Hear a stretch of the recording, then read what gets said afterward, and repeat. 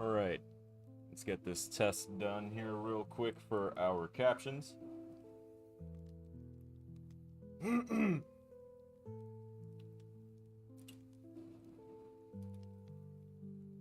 Let's try that again.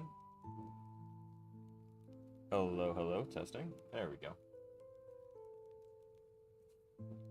Alright, hello ladies and gentlemen, welcome back to the channel. It's me, Sergeant Killer Snow with Snow Studio Games, and today we're going to be continuing with Night Terror's combat design project that we've been working on for our rapid game development projects. We are actually going to be doing a lot of documentation, about 3 to 4 pages of it, so I'll do that on my own. I'm not going to subject y'all to that.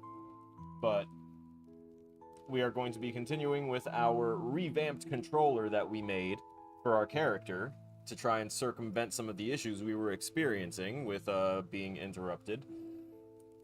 But currently, we've only got it tested to actually make sure that our attack combos work and that everything is lining up timing-wise. So, with that as our little catch-up, I'm going to apologize for any, you know, if my appearance is not that good, it's because I have had not good sleep lately. Say the least. Alright, going to the main scene, getting it over with. Ooh, don't need to see that much of my forehead, shit. Also, I have a lot of hair now, so PC's fitting a little snug. At least until I get a haircut, get things managed a little bit. Also, give me a minute. I'm kind of like in whore mode.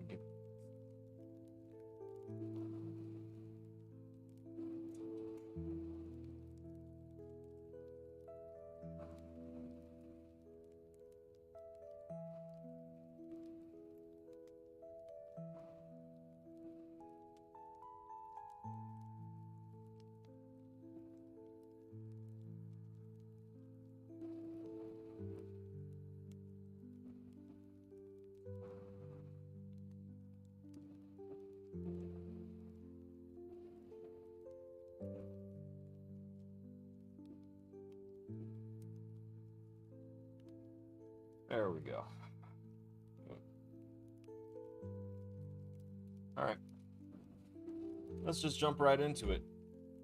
What we're looking at here is our simplified controller versus what we had in our main controller, or rather the new player controller as it's called, because this works, but it is very touchy, very finicky. So something I remember that we still need to fine-tune is our, not so much our second attack. I know that that's happening in there.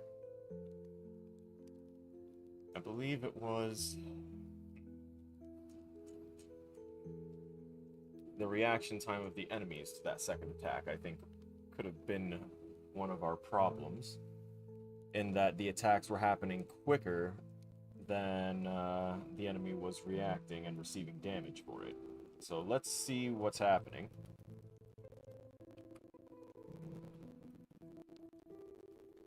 Nice. Everything feels smooth. Oh, wait. Yeah, it attacks at however quickly you do the thing.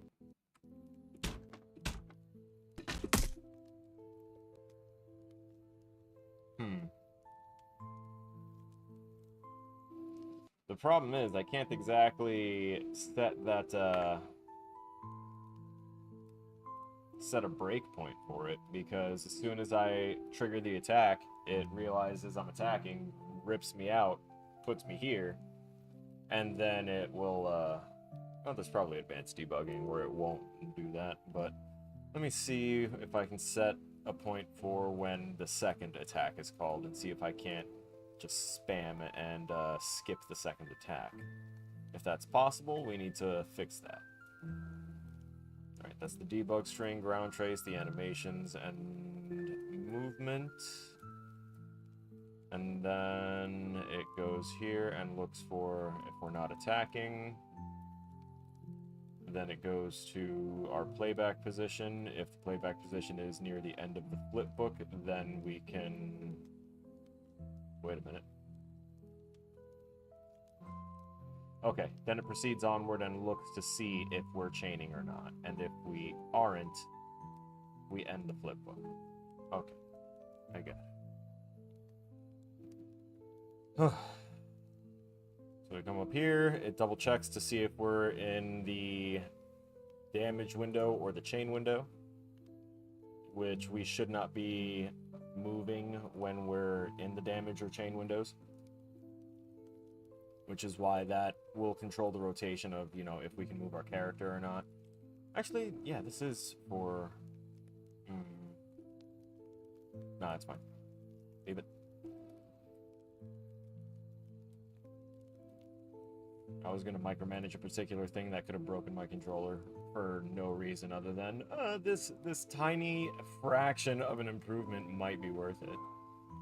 No, let me not. Okay, successful chain attacks. Go here.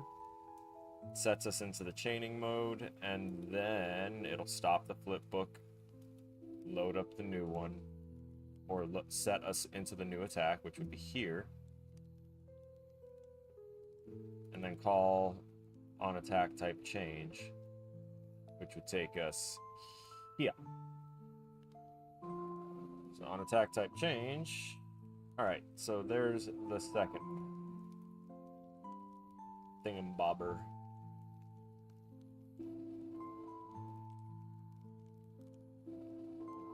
Where's my attack? Enhanced input attack. If not attacking, okay, fine. If false, or rather, if you're not attacking, so if you are attacking already, check if you're in the chain window, and then if you are, go to successful chain attack. If not, do nothing.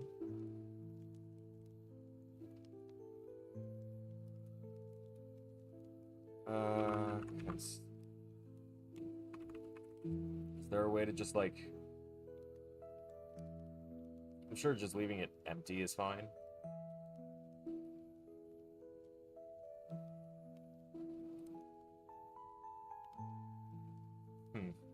I'm sure it'll be fine.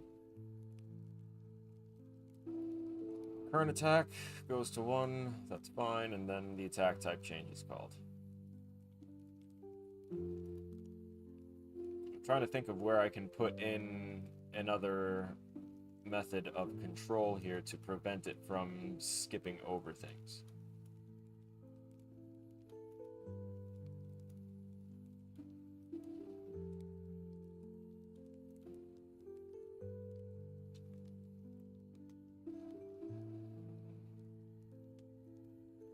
And also to find out where would be best to set the breakpoint. Which honestly is probably going to be in the chain event, setting up the third thing right here. I'm going to jump to this just because it won't set that yet, which means that our current attack type will be whatever it's supposed to be. And that means it won't break us out of this event. It won't break us out of the gameplay until we're actually, you know, going into that third part of the attack.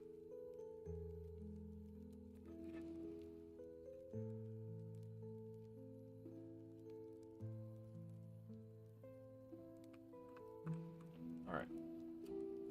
Running, jumping, and everything seems fine. Alright, I attacked as quickly as I could. It does say we are in our second attack.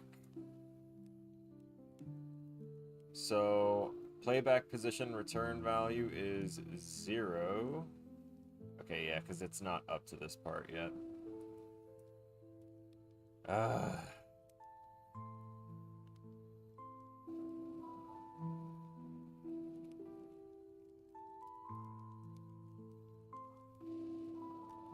Maybe... Okay.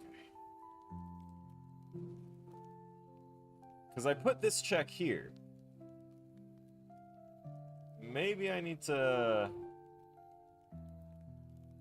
put another check in.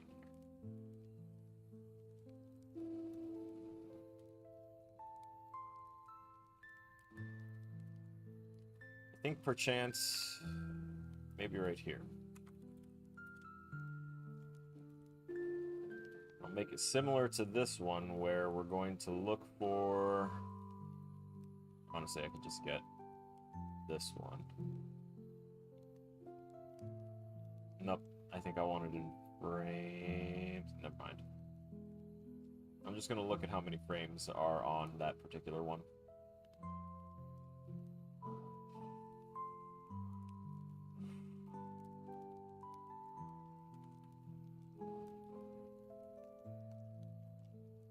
What am I doing? Player. Okay. We're looking for the attack 2.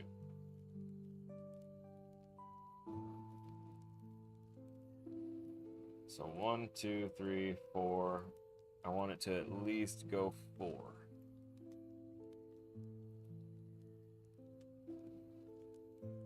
So 4 frames.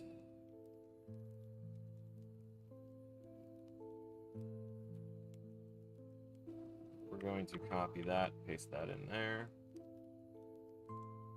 I like having that level of error tolerance. If I want to get this playback position nearly equal to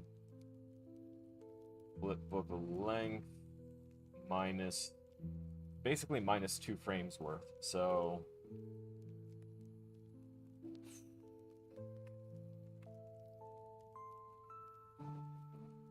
we're going to get frame rate here.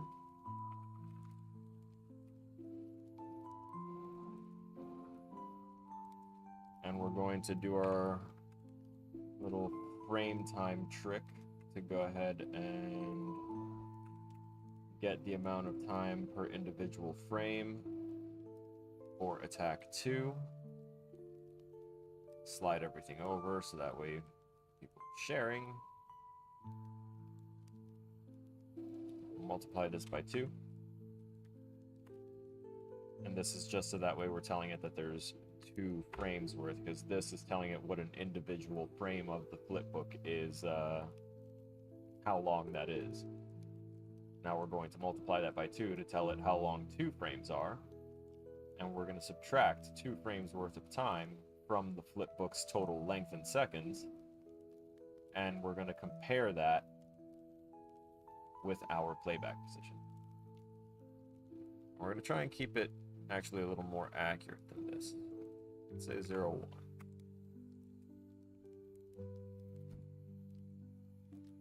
Now, in theory, this should prevent this from firing off and chaining to the 3rd attack until we're, like, properly in that window of time.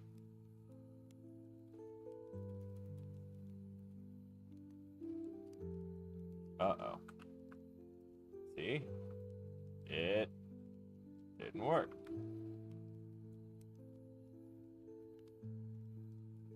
And that's why we keep it simple enough where we can just plug that right back in and make sure that this is working again.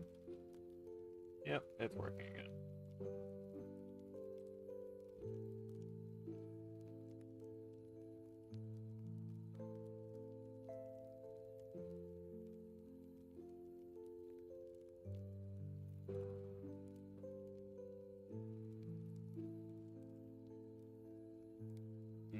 It could be just that it's recording per frame.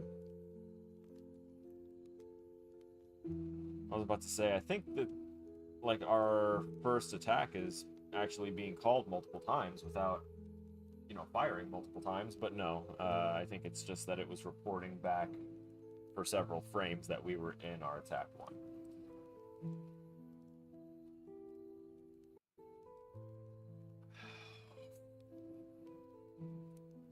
Y'all ever get Batman neck?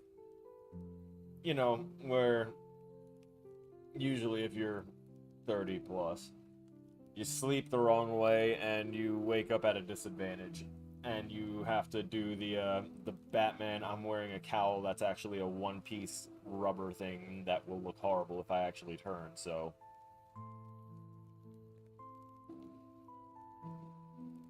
Alfred. Oh, my neck hurts so much.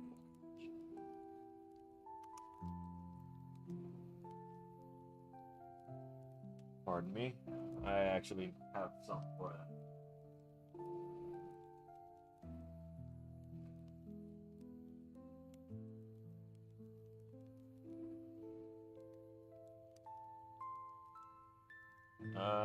Not that scene, actually. Sorry, my bad. I'm gonna go to this scene. I don't use this scene enough, or at all. Please ignore the rubbery sounds.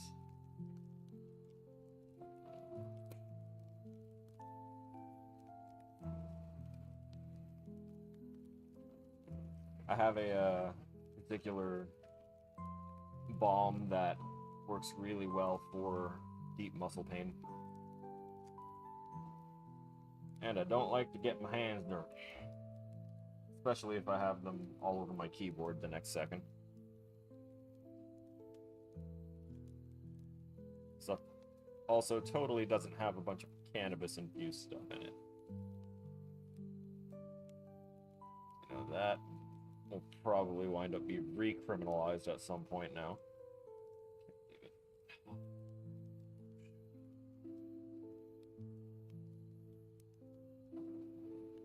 Yeah, damn. I just felt one of my muscles, like, lock up and then release itself. That is insanely interesting sensation.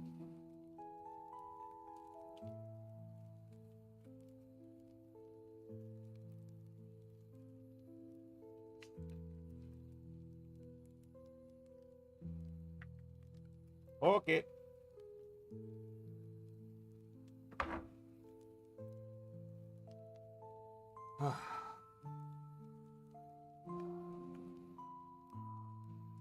Thanks for joining me on that. So, this method of control that we tried did not work. That much is evident. Kind of want to drag this over, like, someone wanted to be a loner. It's me, I'm someone. Drag this over here. And drag this and put it over there. I'm just gonna move this over as if it were Bikini Bottom. Wait a minute.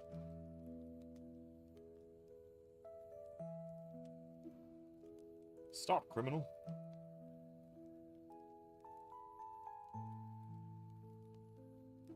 I noticed that this can probably slide in here.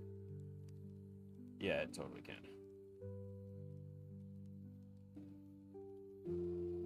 We make things stack on themselves like I usually like to. Yep, do that. Get over here and coil on it like a snake. Good.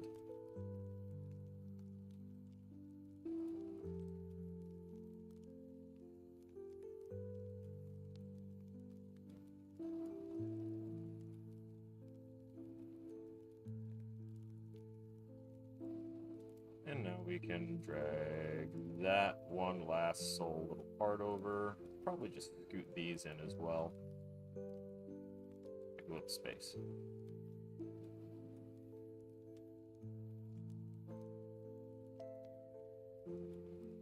That works.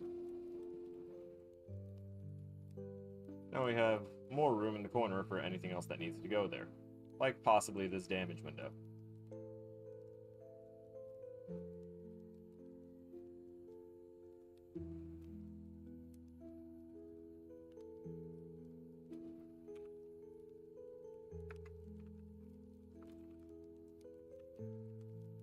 Generate damage field and sets its lifespan, aka time till auto self-destruction. Again, for anyone that doesn't know, that's what lifespan is. You can drag it off of any object's pin and give it a lifespan. I can technically do it to the player right now.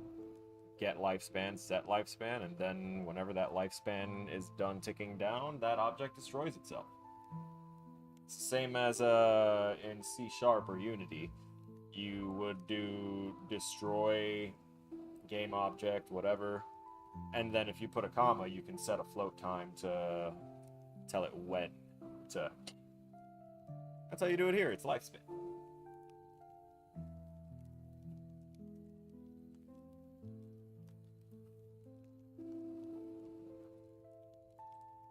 So evidently, the code didn't like when I tried to tinker with it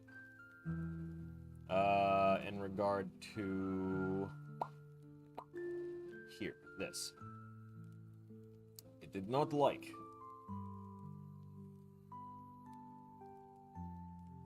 So I think, well, it's supposed to already be checking to be in the chaining window, so I think I can just possibly skip over it.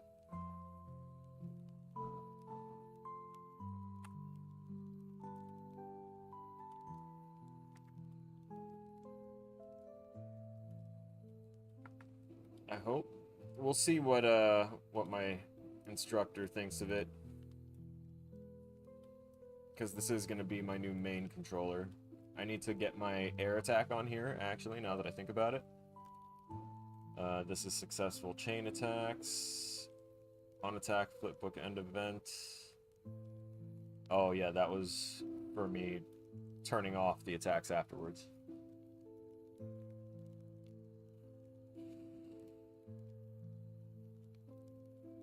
I didn't give myself an actual attacking bool because I'm using the enums to check if I'm attacking or not. In two different ways, so no point in doing a third like that.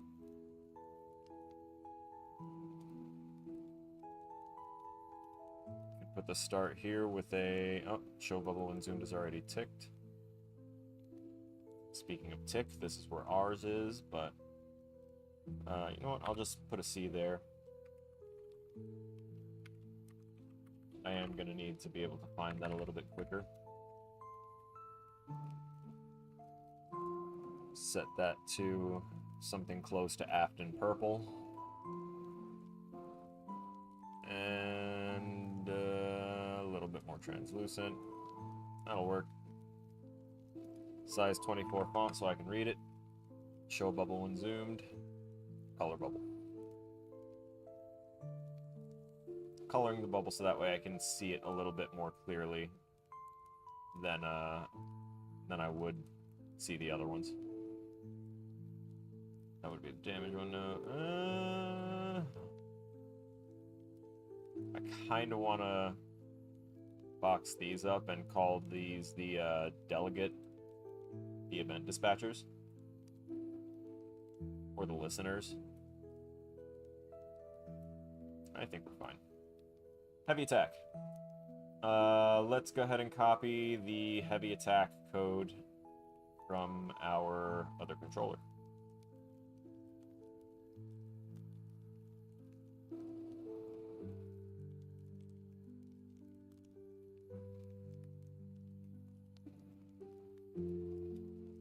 That bothered me. Heavy attack. That's right, it was the Smiths. Basically copied the same stuff that we would have had there. The exact same stuff. And then output to that. Didn't really need the switch.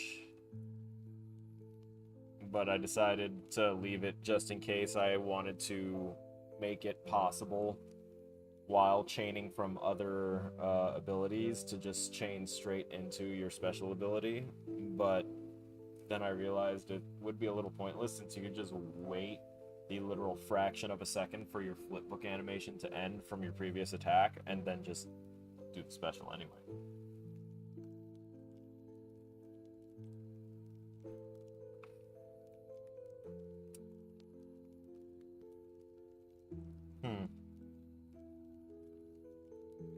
This would go right.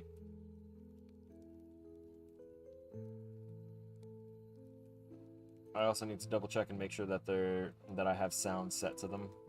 I forgot about that. I didn't put sound arrays on that controller yet.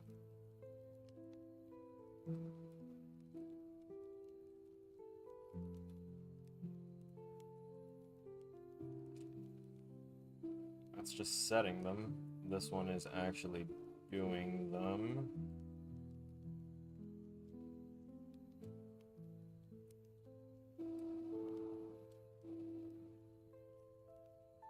I'm going to move this to the top because we're about to stretch this down for the last two attacks.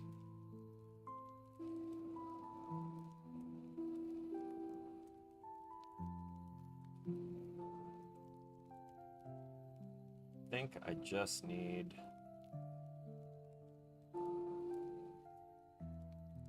honestly the main code for it.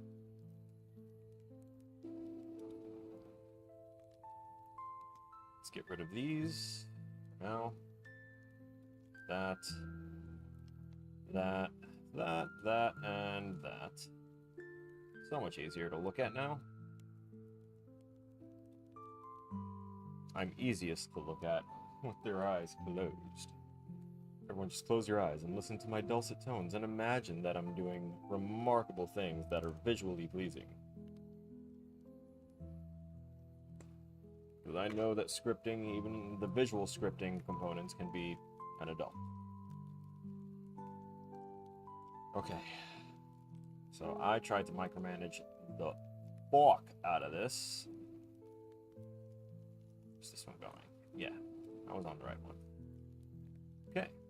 Attack stage, wind up, damage window. Alright. This happened on the 3rd frame, so I could tell it to wait like 2 or 3 frames before it starts.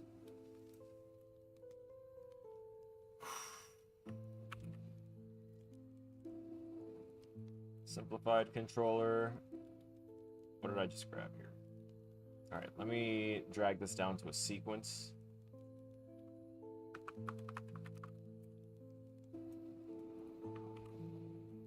Drop this in.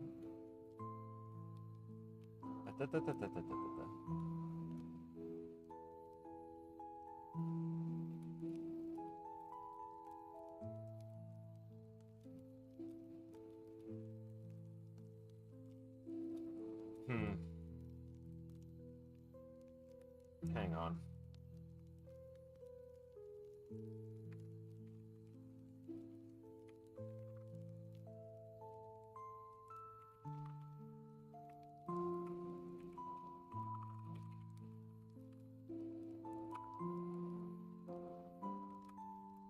We're going to make a pure cast node here, and it's going to output a float. It's going to output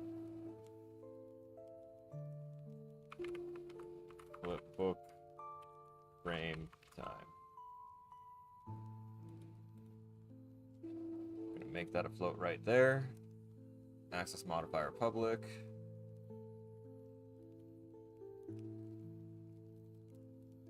Used to get the flipbook specific timing for each frame instead of relying on project event tick timing. Keywords, frame, time, compact node, frame time. Cool. So this is going to do the thing where I'm gonna get player in control, flipbook, frame rate,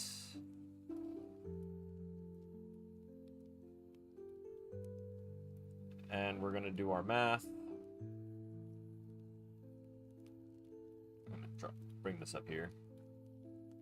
Math is going to be that division with this plugged into the bottom, unplug the top, make that a 1, 1 divided by whatever the flipbook frame rate is, which I think is like 6 or 8. And then we take that value and we plug it in. That's it. It's done. That is how we get our frame time. Let me move that up. Good snake coil. Awesome.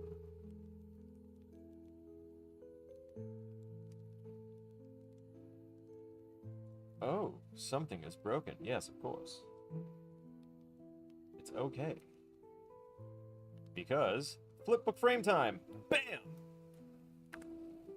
Get out of here. Get out.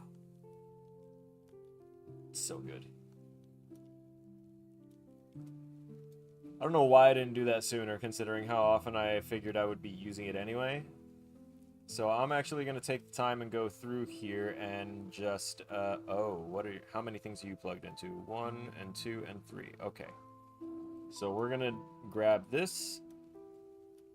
And we're going to plug it in first to there. Then to there. And I'm guessing... Oh, you may have been plugged in there. I'm not sure. I know... Let's double check again. Okay, you're plugged into duration and all the way down here. I was about to replace it in lifespan. That would not have been good. So there. And then the last part is duration. And I should be able to get rid of that. And these now. I can have less of the player and control player flipbook spam everywhere because I just made a pure cast node for this function instead. Oh my god, I'm going to be doing that so much more. What is wrong with me? What took me forever to do this?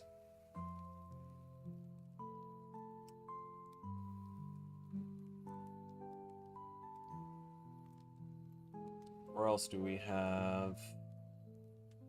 Oh, don't worry, I'll find it.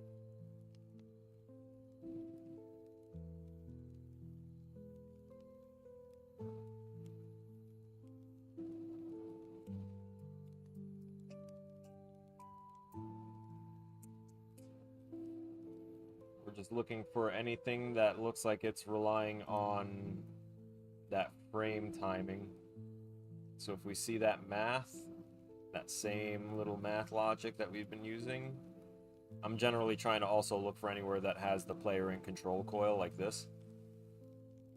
Up, player flipbook, get flipbook frames per second. Look at this. Look at this. I trailed this all the way out here. There's no other reason for this, is there? Like, it's not going in here at all. It's just goes straight to that, which jumps to this, and now all I have to do instead is just this. Boom. Gone. Goodbye and farewell. That cleans that up significantly, and I can honestly slip this down here, move these over, and make it more reasonable.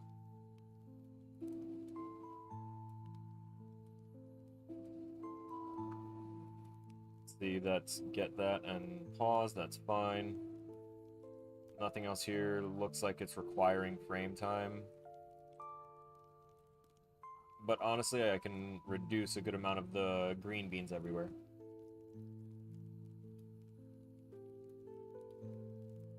Yep. That's a little less conspicuous than pulling from there. And honestly, I can probably pull its own thing here. Oh, wait a second. That's with the math already done on it. Never mind. I can let that ride. I think I will make it just a little nicer right there, though. Just a little bit. Nothing else looks like it needs it. Right? Playback position. No. Okay, we're good. Good. And I know I don't need to check any of my functions because we know that we can't use delays or anything like that within our functions. So we don't do that in functions. Let's check and make sure that things are still copacetic here.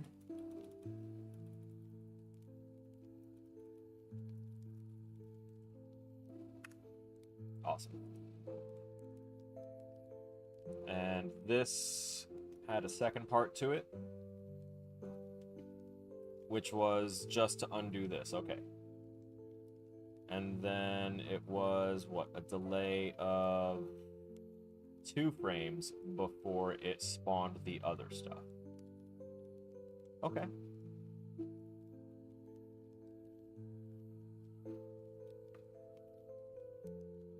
We'll copy that. Paste that here.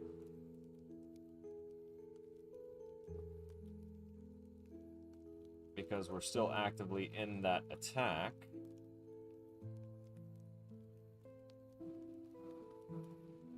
We know that we're gonna have to, let's see, we set the lifespan there. We didn't do any delaying ourselves. So what we can do here is now to delay given frame time times supposed to be 3 frames, I think.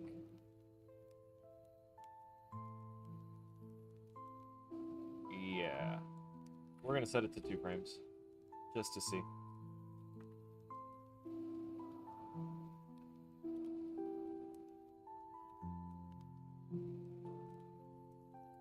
And then on completion of that 2-frame delay is when this will fire off.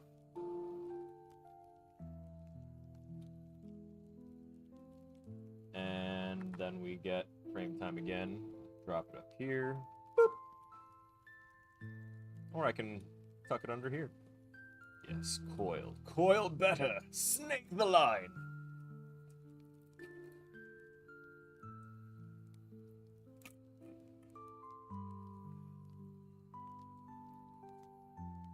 Oh, I could go on a rant about how the military fucks you up for waiting in line at grocery stores or anywhere.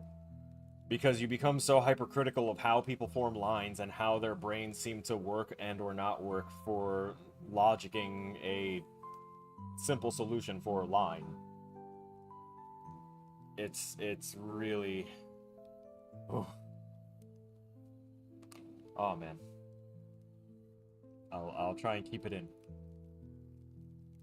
Alright, so we get that frame time, we set that lifespan, and then... Okay, yeah. Pretty sure that everything else is handled via the rest of my code. Yep, my script handles the rest separately. I am going to scoot this up so that way it appears to be separated a little bit from the change event type. I also have to get rid of that branch.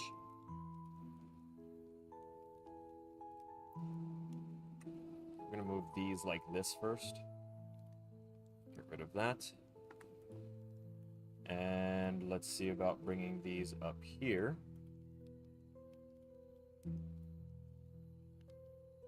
Put that like right there. Bring the comparison node here. Branch it. Call it. Quit it!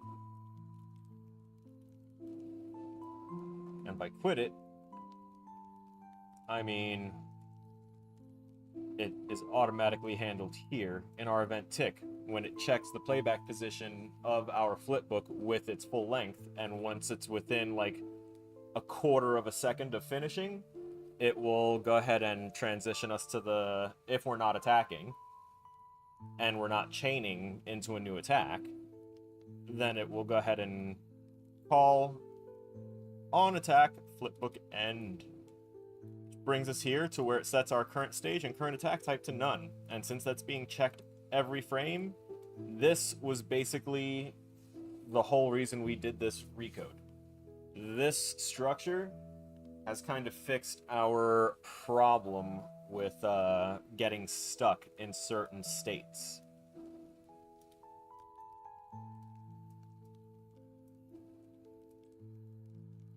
I still also need to put the ranged attack on there as well. I just remembered. I'll move this up, and I'm going to put the math for this a little more snug in here.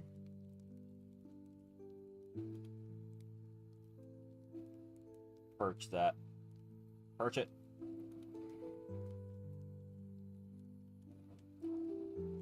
I used way too many similes, and they keep giving me too many ideas, too many wacky, goofy ideas for games that would take me too long to make in a lifetime with all the other ideas I'm having. I don't ever actually want to become like a full big studio. That's not my goal. I don't want to be the next Sony. I don't want to be the next corporate thing. I want to...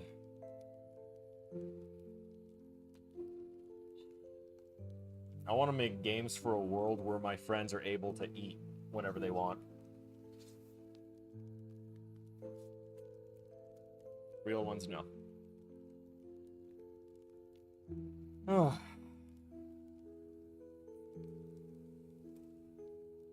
Now we need to get our air attack, which is here. Little convoluted. So, by the looks of it, wind-up window was only actually for a single frame for this, which, believable. So, one of the first things we want to do is do our checks and make sure that we are first grounded.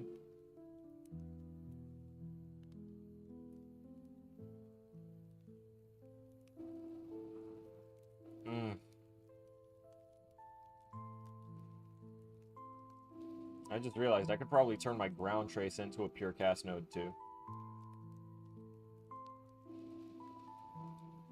Because it could just output this value. That's all I use that for. I might do that offline, like off camera. because this has inspired me to just do whatever. I also kind of want to comment this properly. So, take flipbook frame rate.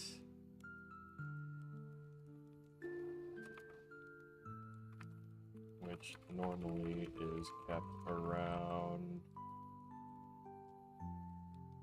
I want to say 3 through 24 frames per second. And convert to project event tick time.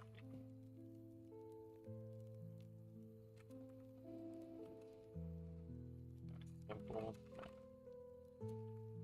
1 divided by frame.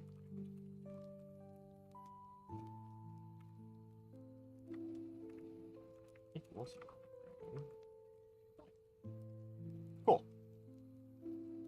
Do that. Set that like that. Set it a little translucent. Maybe not completely translucent. There you go. Looks nice. Close that out. We'll take a look at the ground trace another time. And by take a look at it, I mean modify it and do fun things. For now, our first check was to see if it was grounded. The next check was, right, if it's not grounded, we call on attack flipbook end.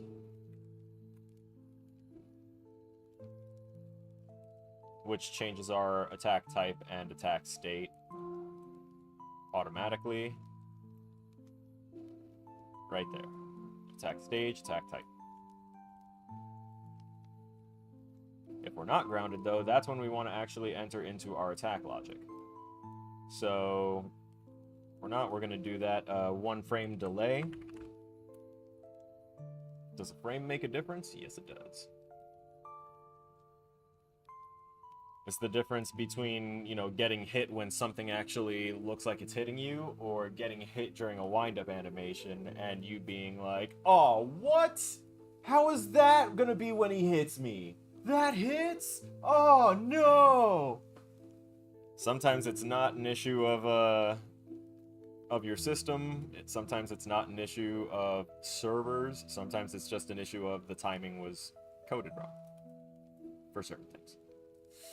So delay, frame time, and then it jumps over to the damage window. Where do you even go?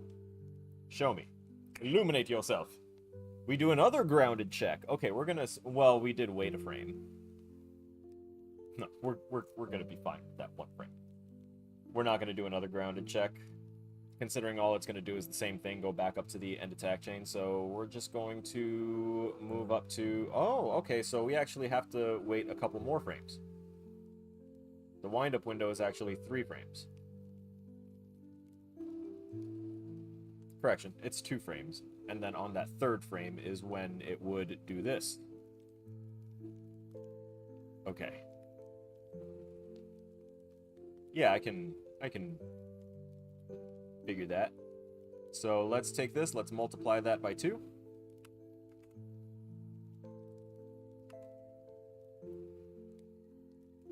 I kind of almost want to do the super redundant double grounded check now, but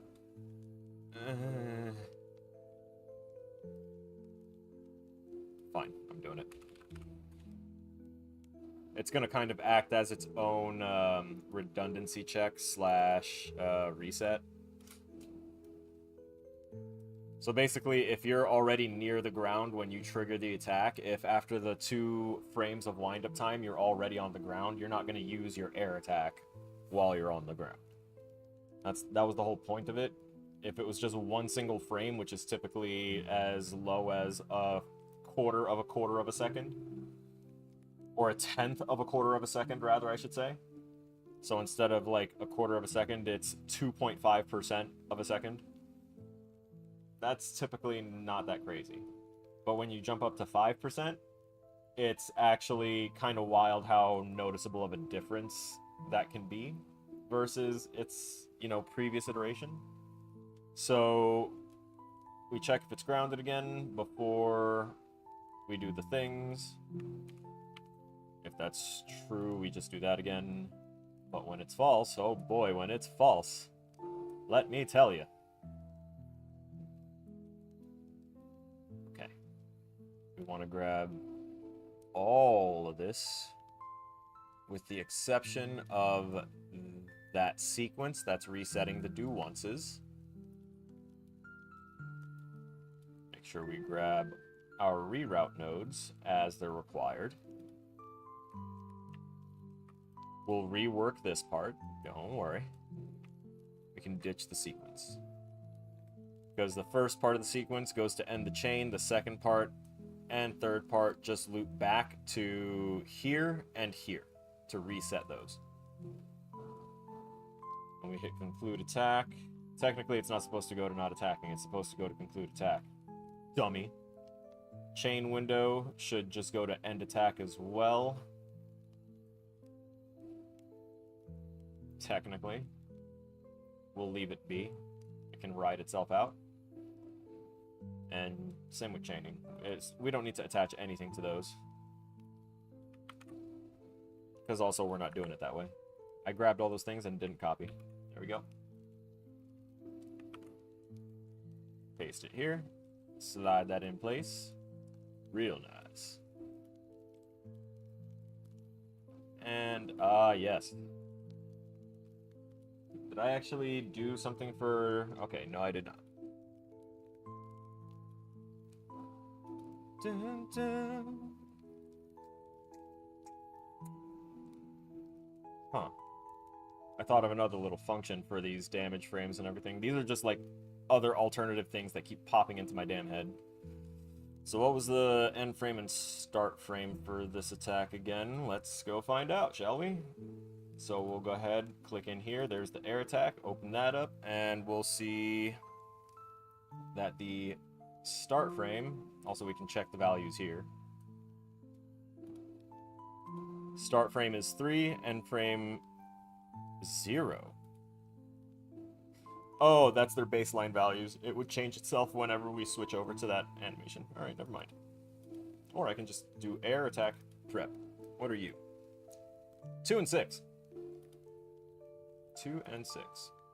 So from frame 2 to frame 6. And that's inclusive, so there's 4.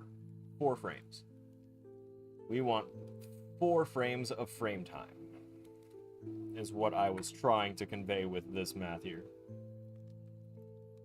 So, frame time times 4. Goody. The reason that we're putting a delay as well as the lifespan is because we want to make sure that our character cannot spam their air attack as they're already in the middle of their air attack. The air attack looks like a bunch of ropes with sharp, objects on the end of it. It's very ninja-like. You just go ahead and slap them out. And I know people are probably thinking, why do you have a kunoichi and a ninja in a game called Night Terrors that so far doesn't have any knights? Well, the character is going to start as a knight, and then that knight is going to meet an unfortunate end in the accursed location that the player will be playing in. So, the kunoichi character, suffering, of course, from the trademark video game, I don't know what to do for a backstory, so they've got amnesia crap. I actually started to build a little bit of a backstory for her a little after, but it's something that'll be, like, trickle-fed through, and it'll be assisted by the knight going ahead and being like, hey, you've been helping me. I want to help you too. Bam! Unlock some of your locked caged memories. And also it'll reveal that she's kind of tied to the cursed events happening in the area anyway. So they will be able to merge together because the spirit of that knight from the beginning will be following along within the main character, Kunoichi, and they can fuse together to become a primal elemental, because he was not a normal knight. No, sir. A legend, a myth in the lands that no one believed to be true. But he was a spectacular knight with the blade, because he was a blade. Or rather, the metal of the blade. You'll see. I have the transform button planned out, but I don't have the... I think I have the animation, actually, as well. I don't have anything else for it, though. And I'd have to swap out the flipbooks almost entirely, which would be fine. I wouldn't be doing too much different with them, but I would need to create a different, like, attack matrix right around here on attack type change event. I would have to do it like a transformed attack type change event. And that would probably be the most successful way to do that, actually, now that I think about it. I'm glad I thought of that. I'm gonna put a little comment here.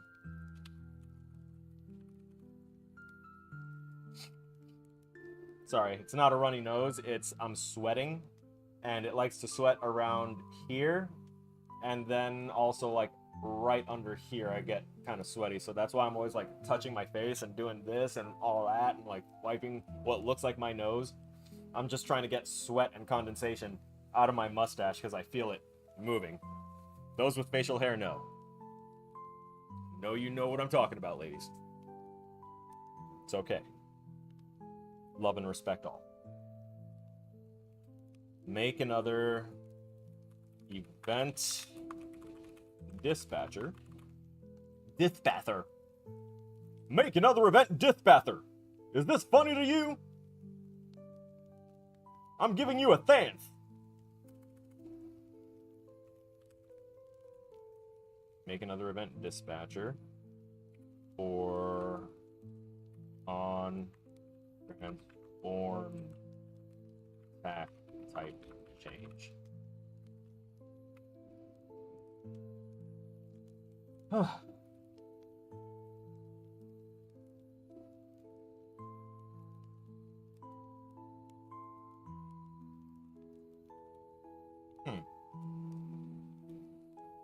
On attack type change. Elam. There you go. It's short and sweet. Character is an elemental, so makes sense. Sorry, I'm getting fidgety. I honestly didn't take my meds until an hour ago, so I didn't take my extended release versions. I lapsed on it today. I totally forgot. Like I said, I've had a very off day. I haven't been sleeping well. And honestly, it's crazy because right as my semester was starting to not necessarily ease up or wind down, but it was more like reaching a point that I was more comfortable with, because people are attuned to different levels of stress. I don't do well with time-based stress. Time-based anxiety is not something I enjoy when it's deadline-based. If it's like, ironically, if it's life or death, time-based shit, I can be like that. That's fine. I can do survival. That's easy. It's when I've got to produce something and have a time limit put on that, that's when things get jittery and I start, like, doom spiraling, and I've had to go through a lot of therapy to make sure that I don't let that completely ruin my life, but it has kind of domineered it, I won't lie. So, with that in mind, I forgot where I started at. I just scared myself. Spoopy. Started thinking about my time-based anxiety, and I'm like, oh shit, deadlines. I should stop talking and get back to work.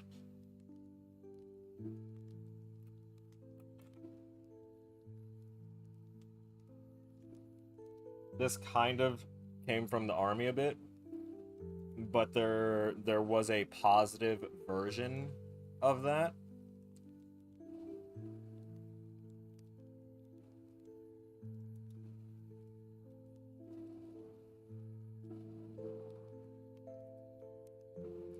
I'm sorry, hang on.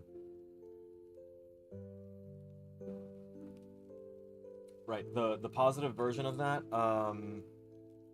is that instead of putting things off until the last minute. I try and get it done as soon as possible. It's a different kind of procrastination where instead of actually procrastinating to the last minute, I try and do it immediately so that way I don't forget about it and I don't lapse on it. And whenever I've got motivation, I try and do as much as humanely possible, which is why whenever I give a report, I say give a report as if I'm reporting to anyone, but whenever I do complete a bunch of tasks, I like to go ahead and tell my group of friends about it, so that way it's like I'm holding myself accountable and also reminding them in case they needed to do any tasks. We have a whole group of ADHD people. So whenever I like dump the tasks out, people are like, holy shit, dude. Was that like all this week? And I'm like, no, that was all today. I've been putting it off for months.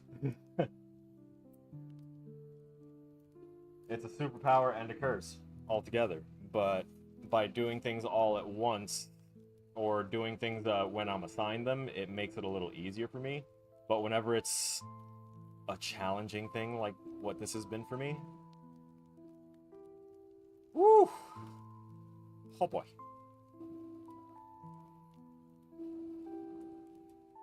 Also, I was talking too much. I lost my place.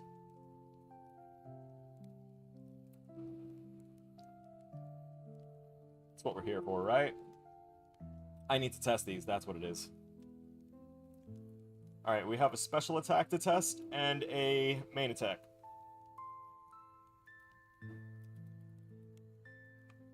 Yep, I didn't put sounds on them. I need to make sure to do that. Oh, I didn't put the code in there for it to understand that I need to right-click to do the... Okay, that's fine. What about air attack? Nope, not working. Right, I remember why. So, where is our enhanced input attack? Okay, there we go. So if we're grounded, we are stopping movement immediately because we're going to be executing our attack. But if we're not grounded, we're going to keep moving. That's for input. Where's my attack call? Enhanced input, okay, not attacking, fine. Chain window, in case we are attacking. Yes.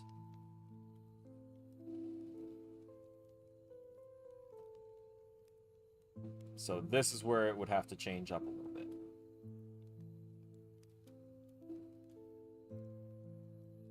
We need to put a branch here. That checks if we're grounded.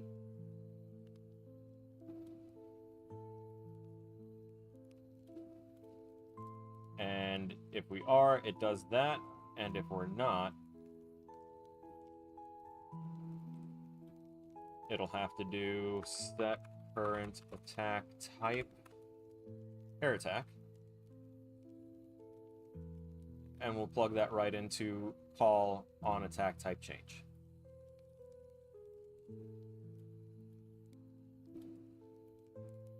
So even though they're both going to plug into that same spot,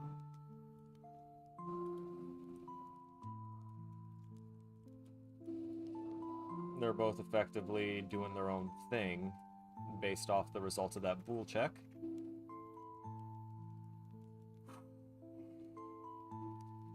Alright, let's test that jump attack again. And then we'll jump on, pun intended, to getting our heavy attack coded properly. There we go. We can see the hitbox it generates. It's attached to our character's torso. It juts out forward. Unfortunately, I don't like that, like the exact spot it's anchored to. I prefer it to be bumped up a little bit. I still want to see if I can do that, honestly. So I'm still going to try to. Attach actor to component. Yeah, it attached it there. Now, what about actually... Okay, so the location rule, snap to target.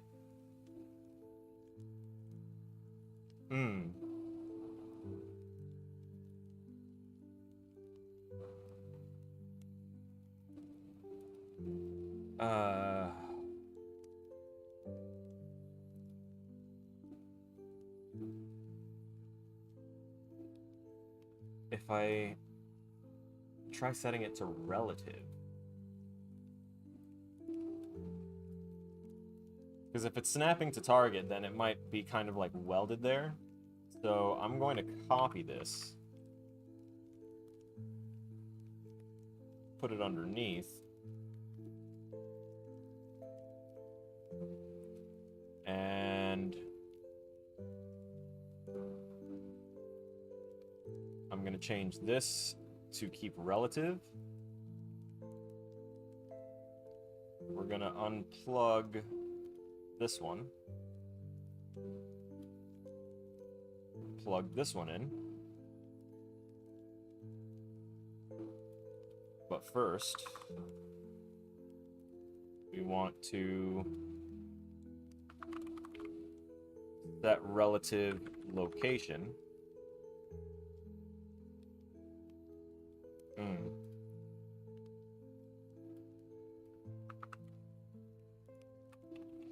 Let's type location first, see what happens. What we get. Set actor relative location. There we go. New relative location of the actor's root component. Relative to...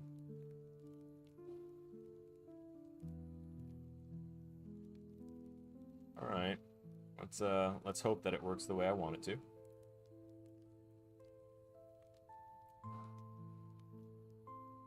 So, up. Uppies on here is Z. That's right, I said uppies. Deal with it. We're going to put a plus 10 since it's relative. And then go up here and see what happens.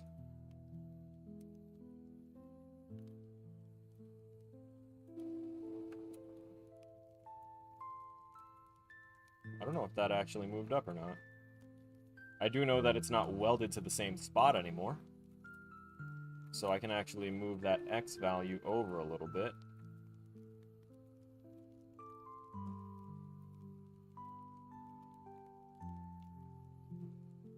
So let's go ahead and do that.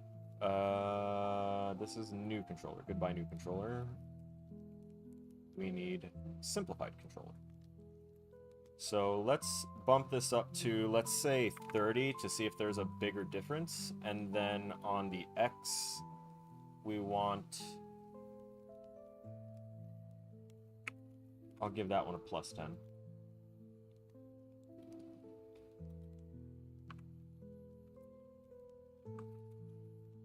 Okay, that definitely moved it. That definitely moved it up.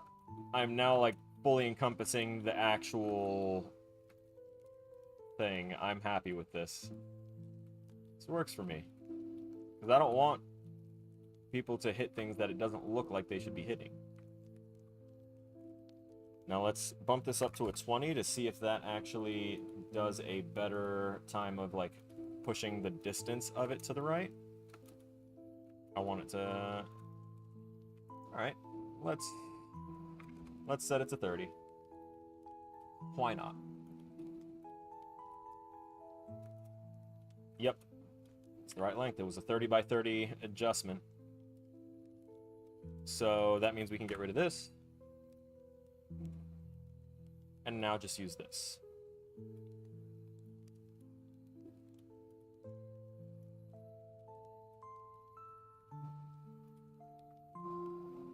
Now we need to go ahead and tell it when to be able to understand heavy attack.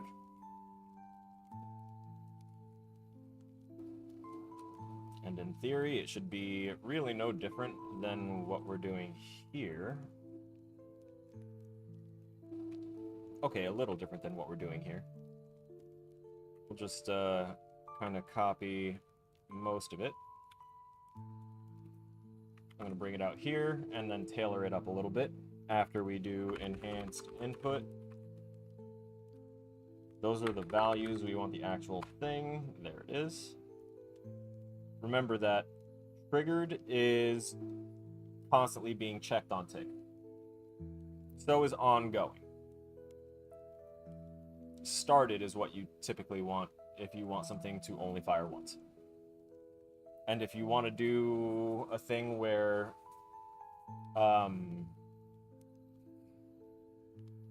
If you want to do a thing where you control it even more by putting that started, plugging into a do once, you could always put on canceled or on completed as the resets for that, to reset the do once, and it works just fine. So that's another good thing to know and practice there. We're going to use started.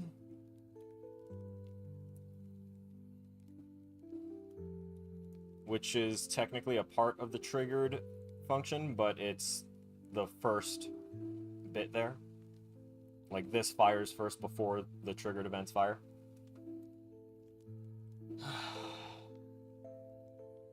First we want to check if we're not attacking. And if we are not attacking, that is a good thing, because then we can do the thing and switch over to heavy attack.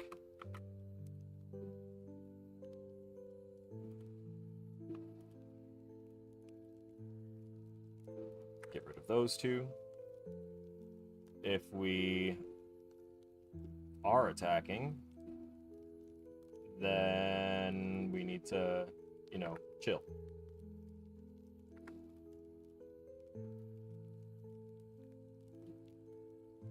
I still haven't put an interrupted value in here yet, but I will.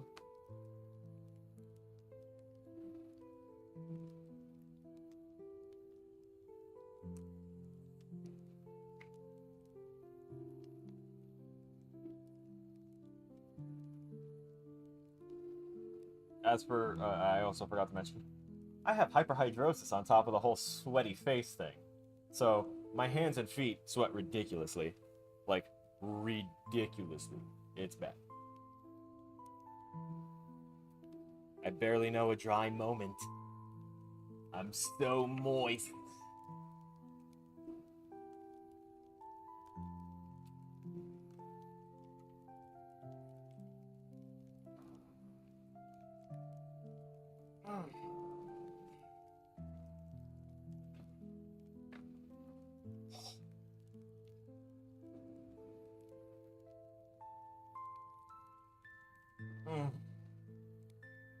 Good God.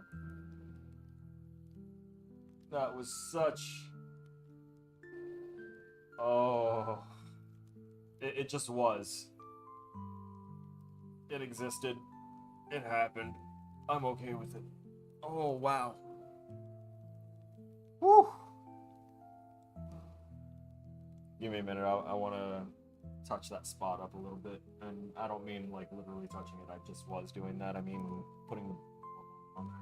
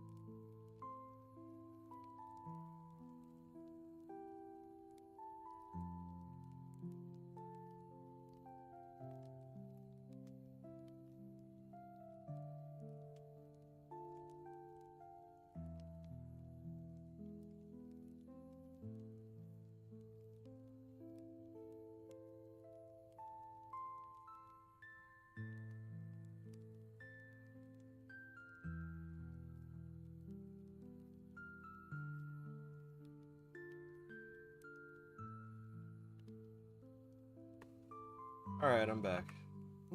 Oh, God. Yeah, quick second to studio mode and see that I'm not totally... it's fine. I'm sure of it. Alright, main scene then. I said main scene, damn it.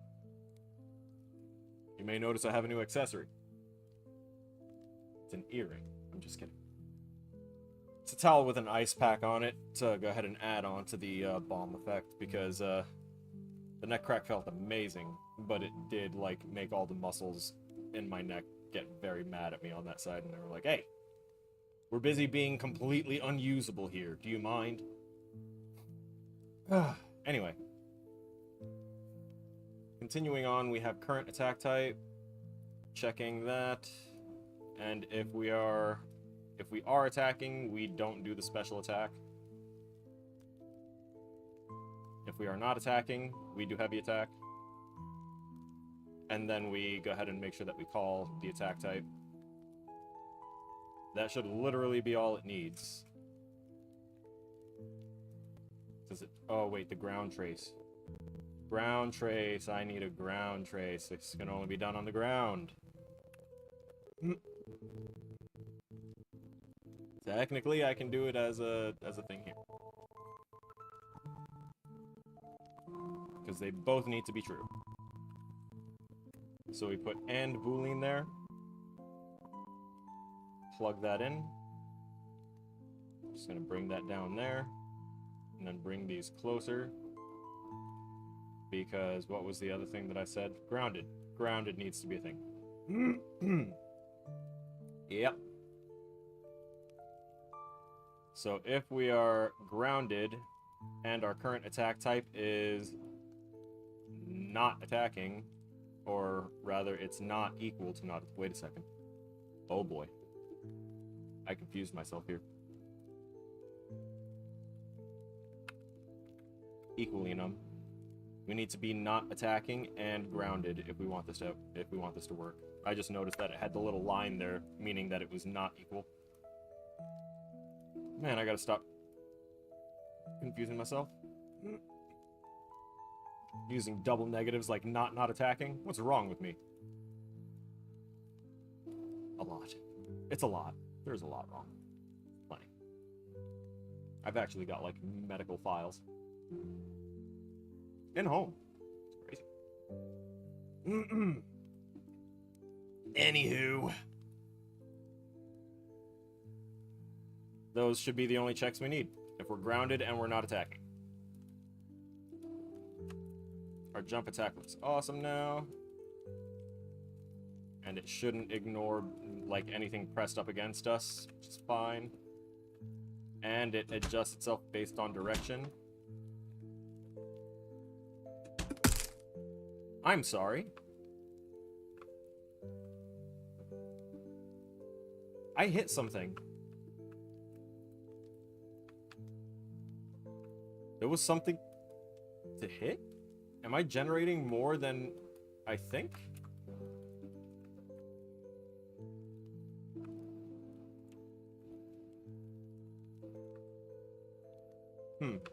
Alright. Hey! It definitely hit twice. These guys have 3 health. Everything has 3 health, including the player right now. So, that hit him twice. That's awesome. Eh. You die. Actually, I think I gave the zombies 5 health now. Hell yeah, that feels like a good special attack now. Alright. Oh, I need to actually do some troubleshooting testing. Like, I can't do it in the air. I can do it once I hit the floor. Doesn't let me spam it unconditionally. Get away! I said get away! Die! Break yourself upon my body. Feel the strength of the earth. World of Warcraft fans just got really upset. What am I hitting? Is it that?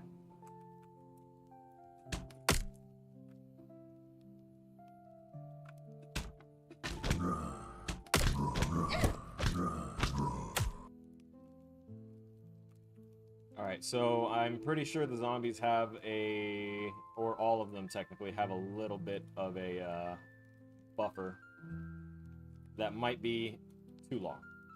I just needed to not allow them to take damage every single frame of being caught in the damage fields, because that could be a problem. But this working, this feels nice. And by nice, I mean it's simple and it's functioning, which is some of the happiest shit ever.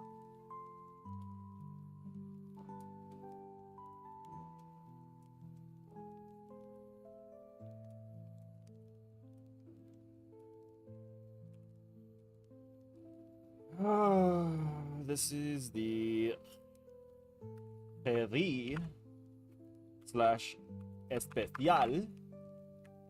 I actually wrote Especial. My bad. Heavy / special attack. 24. Make it some kind of ominous orange, even though it starts to strip it down to a purple. It's probably because I'm overlaying it over white. It's okay, though. So all of our attacks are basically right there. I kind of want to put our other attack down here now with that one. Keep them together, you know? Hey, Abman, welcome!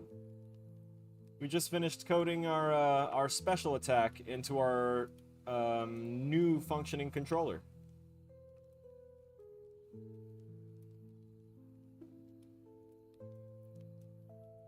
And also, I found a much easier way to do my frame timing. Even better than setting it as a variable that I can set and do all that with. I can show you that if you are interested. And if not, then I can just continue on. Because I know you've been following along with this for a bit. Don't want to leave you excluded from any cool new things that I was actually intrigued / interested /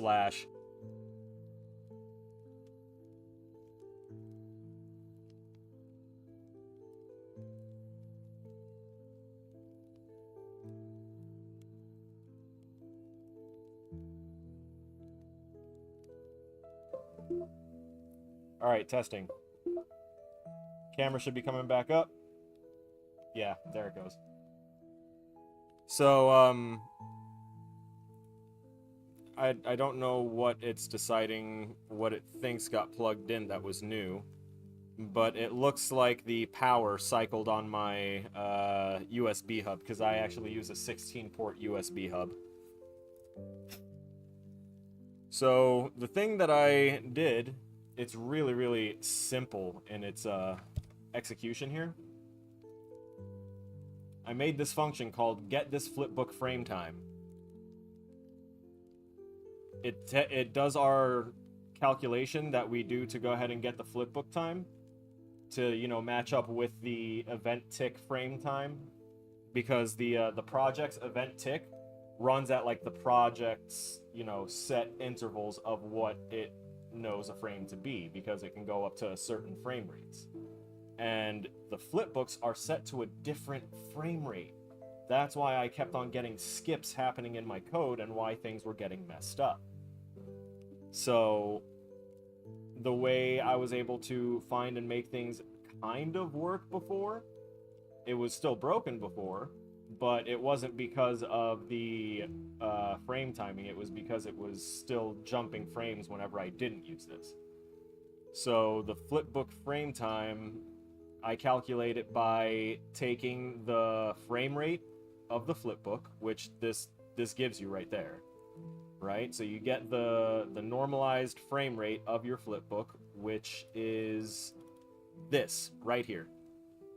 So even if my game is running at 60 frames per second, this animation runs at 15 frames per second.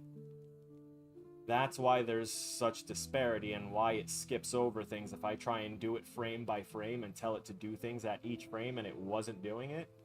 That was why. So no, even with this, that method is always going to be a little bit, you know, subject to RNG of if the engine decides to skip it or not. In our current method, things work just fine if we want to use this. So by creating this function, in the return node, if you hit pure, you turn it into a pure cast node. And by outputting a value here, your pure cast node will look like this. Technically, it wouldn't have that there, like the label, unless you also tell it what that is over here. You'll notice I gave it a description, and I put the keywords as frame, comma, time, and then the compact node title is frame time. So whenever we use that node, that pure cast that we created, it shows up like this. And it gives the little description used to get the flipbook specific timing for each frame instead of relying on project event tick timing. So by using this, it gives us the speed of one frame of our current flipbook animation. So it doesn't matter which flipbook I'm using, whether it's my idle animation that's running at like 8 frames per second, whether it's my air attack animation running at 15 frames per second, whether it's the, let's see, what is it, attack part 1 running at 8 frames per second. It doesn't matter. We just get this and it'll give us the exact time of one frame in that current flipbook, and then we can go ahead and multiply that by however many frames we want to wait.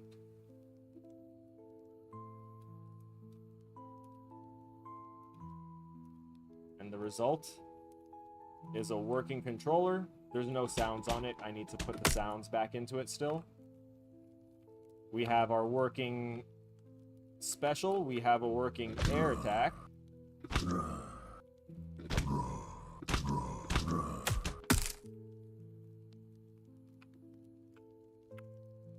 We got some goods. And it's all working correctly. I haven't really gotten walloped on by the enemies yet. I'll go ahead and work on that, but I haven't put my interrupt in yet. So that's something that we're going to work on today, is trying to ease into making an interrupt, as well as getting our archer functional. Because right now, he can spit an arrow, but it literally just spits and flops down and that's it. Honestly, I think I just need to increase the launch velocity for that particular blueprint. I can do that now, and we can do a little bit of a double test, double down on things. So this archer, let's see, projectile velocity. Let me go into the arrow blueprint.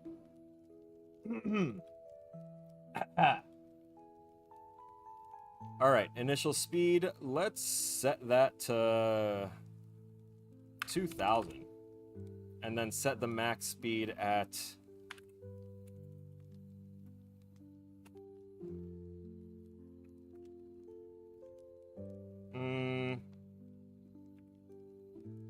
yeah, we'll leave it at a 2,000 max speed. Because that's initial speed and max speed. That doesn't mean that it's not going to have drop-off. Where is drop-off? Oh, inter, right? If true and there is an interpolated oh wait, smooth and uneven updates. Throttle, no, I don't think that's the right one.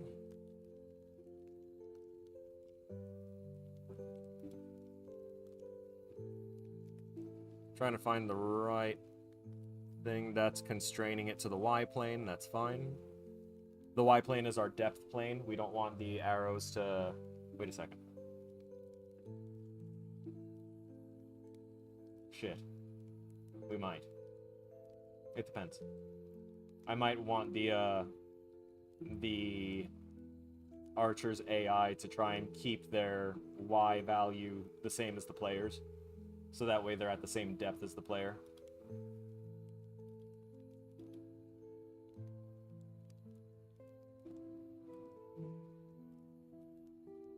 I want to find drop-off. It would be drag, wouldn't it?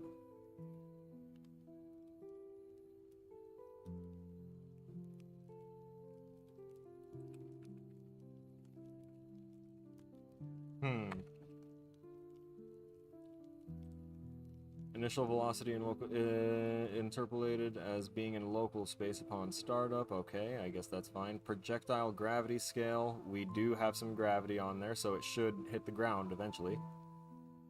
No bounciness. Set friction to 1. If velocity is below this threshold after a bounce, stops simulation and triggers the on-projectile stop event. Oh.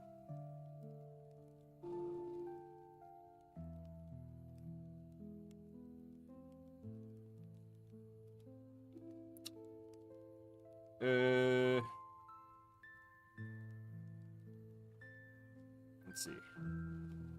Very high friction should take out most of that velocity. So we'll just say if it's slower than half of its max speed, I guess. When bounce angle affects friction, apply at least this fraction of normal friction. Nope. Give that full friction contact. Break up movement into smaller discrete substeps. No, don't think that's needed. Sweep collision, fine. We gave it 0 bounce iterations, so it should never bounce, because it's an arrow. Now let's see how this guy reacts to being approached. I perceive you! You shot that arrow. Whoa! Hell yeah, brother. It's a little low to the ground, though, don't you think? Where are we spawning that at for you again? Right in the middle of your chest? Oh! Damn, brother! Rude. Okay. So... that was definitely fast. Might be a little too fast. Let's drop the max speed to 1500, see if that causes a strong initial burst with some drop-off. It does. Yeah, that's definitely a big drop-off. Cool. And let's set this also to 0.15 and see how that works. This is just how gravity is affecting the arrow, so how quickly it'll drop.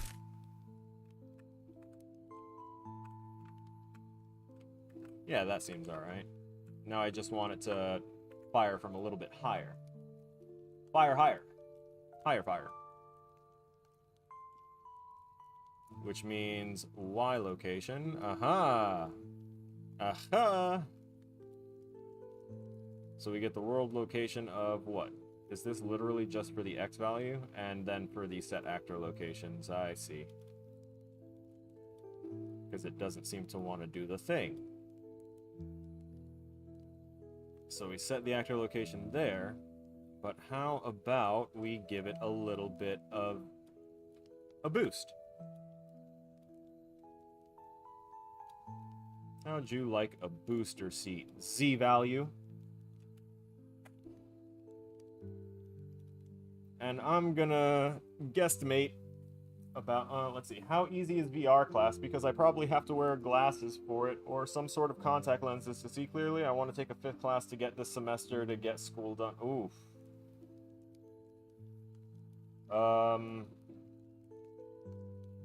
First thing I will say is, I wouldn't recommend taking 5 classes.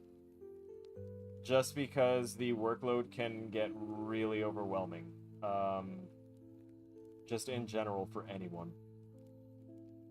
I value my own mental health, and also for those people that, you know, come around me and are just in my general space. I generally want them to be in good spirits and good health as well.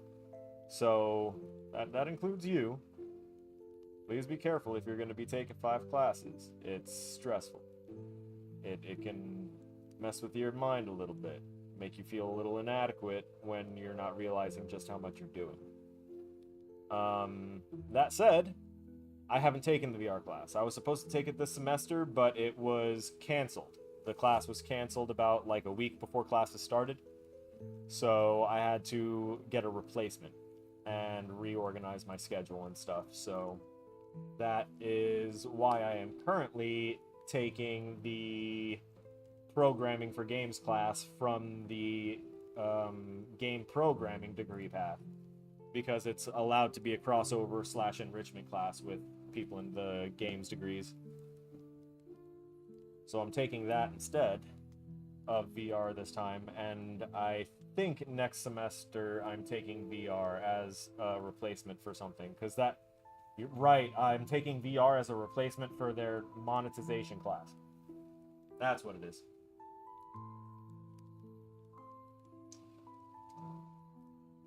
And I'm doing that because I specifically don't give a fuck about monetization.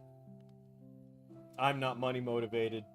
It pisses me off that people look at money as if it's the end-all be-all when it's only been made to look like the end-all be-all by the people that created the structure that relies on it. Because they have all the actual resources that we would need for survival. And if they don't have it, they control it with the law. Which is why it's illegal to collect rain in several states. Because that means you get water free? No, they can't have that. People learning how to purify their own water, so that way they don't have to pay the city for the extravagantly expensive filtration systems that we have no way of seeing what they're actually doing to it? That's crazy. Also illegal in certain states to farm, to grow your own crops. To have your own garden. Not allowed. Why it's not allowed? Because then you could grow your own food. You won't have to rely on the grocery store. You won't have to stimulate the economy by surviving. I've been trying to point this out ever since I started to realize it. Taking these courses and following this degree path into game development and then subsequently game design has shown me the design of the game of politics, and I don't like it. I really don't like it. I started to see it from the very first semester, actually. When they had us look at our favorite, like, it was a assignment that was like, review one of your favorite games from like a designer / developer standpoint with what you've learned this semester. And I of course chose Star Wars Galaxies, and when I got to explaining the bazaar, which is the I'm sure you know what a bazaar is, but for anyone else listening, a bazaar is basically a marketplace. And in Star Wars Galaxies, a long dead MMORPG, the bazaar was the equivalent of the World of Warcraft auction house, right? So when I started to look at the bazaar, Star Wars Galaxies had a player-driven market system, so players set all the prices. Players made most of the items. Like, it was a very, very intricate and interesting system that emulated real life in very short time. Because eventually the people that had already hit maximum level, or in this case, since it didn't have a level system, they were able to solo content on their own with the skills and the build that they created. They would go solo some of the harder content, get the stuff that would let them either craft really busted equipment, busted items, and all this other stuff, and or farm up blueprints that they could sell on the marketplace and a bunch of other things. And then they would trump up the prices of everything until they controlled the entire trickle-down effect of the market. Because if you change your price at the very top, someone's going to try and undercut you, so that way people go to them instead. But the people are probably going to need to go to you first and foremost for supply. And then the trickle-down happens there. You see? I figured all that out while I was just staring at, like, the bazaar system, and when I realized it, I was like, oh my god, what? Video games emulate life. People that think that video games are nothing but fun, cheap little, well, not cheap anymore, but just entertainment, they are still thinking of games in the form of just Tetris and like their little Facebook games. They're not playing the type of games that would actually show them something, you know? This value, we want to set it to 30 now that I'm done with my little rant. I'm surprised I remembered, but then again, I did take my meds right before starting the stream. We're about 2 hours in, so it makes sense to be kicking on now. This should set the arrow's start location to that, to at least 30 units up from where it currently is spawning from. I hope. Let's see. Hell yeah. It's a much better spawn. Might need to slow down your approach there, though.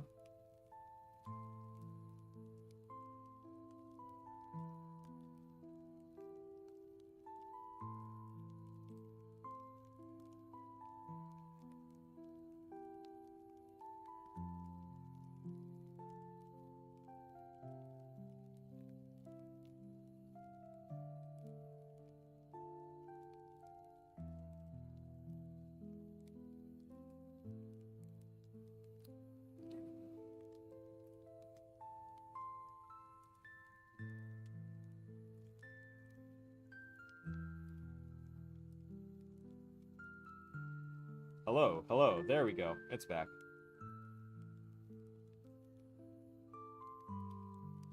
Oh, you took the freemium and premium class. Yeah. You said it felt pretty soulless when you took it. Felt like the death of the purpose of it. Exactly. Exactly. Because all people want is money. Because it gives them a feeling of perceived power. It gives them a way to measure their quote-unquote success. Because no one knows how to actually measure success anymore, because anytime people do the things that make them happy, they either get scolded for it, or they said they were basically told, like, hey, how can you earn money doing this?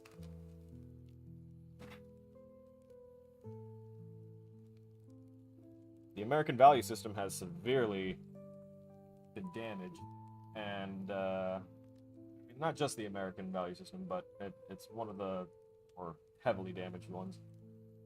Not that our values started at the best of places, right?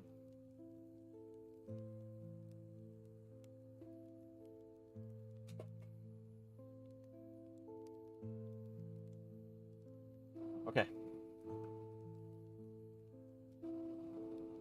I wanted to change the velocity launch of that arrow.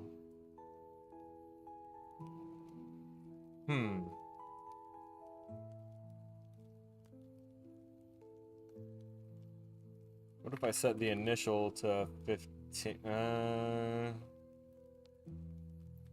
Set the initial to 500, set this to 1,000, and then set the bounce stop velocity threshold to 1,000. That's fine.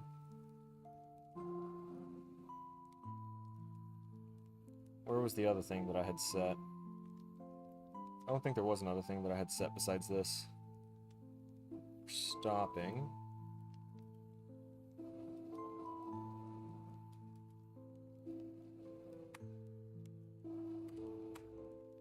0.05, so 5% gravity. Let's see if that arrow stays up in flight a little bit longer now. I want to see it be able to go off screen.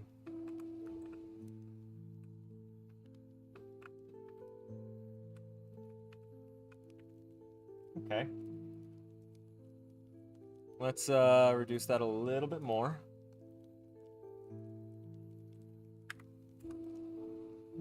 Slap a 2 in there so that way it just chops that speed in half even more. Boop. And I didn't actually mean speed. I meant, call it, gravity. it no longer seems like it's spawning at the right spot now that I can see it more clearly. And I need that arrow to be much more visible, so I'm going to see what I can do about making a very bright material for it. Which would mean... let's go to materials.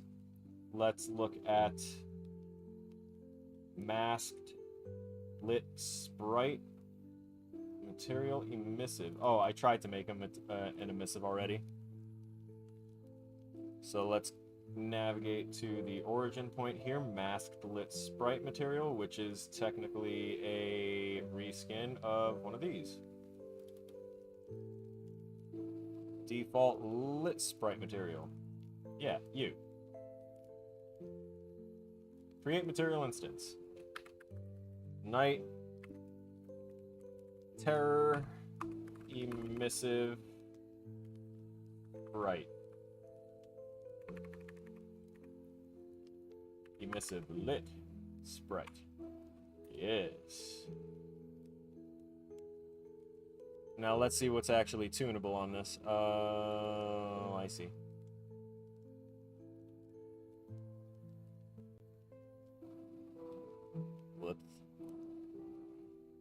Let's swap it up just a little bit more. Oh my god. It'll do its thing. Also, I don't know why my USB hub is going through so many power cyclings. I just realized one thing that didn't need to be turned on was turned on. But besides that, there's no reason. Like, I'm not even using all of the ports. There's no reason why it should be going crazy like that. But I have a really weird, like, octo setup where things are chained into one another, so I'm not going to question it too badly. We're going to close that out because I'm just going to actually copy the name and then get rid of this. Yep. Get rid.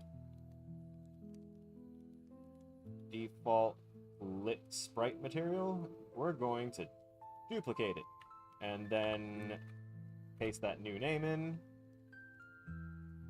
We're going to scroll up to our Night Terror materials. And we're going to move here. Excellent.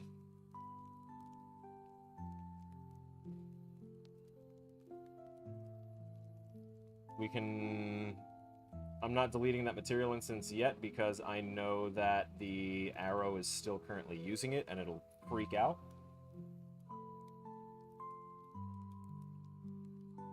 So let me go ahead and say, I'm going to press and hold 3 and then left click to give myself a vector 3. And I'm going to right click it and go to convert to parameter, so that way it's a visible parameter for me to edit outside of this graph. We're going to name that color.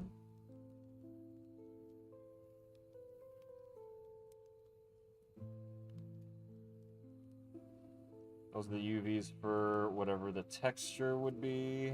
Blah, blah, blah, blah, blah, blah, blah. That's for a normal map as well. Yeah, that's base color. There's that. Alright, so...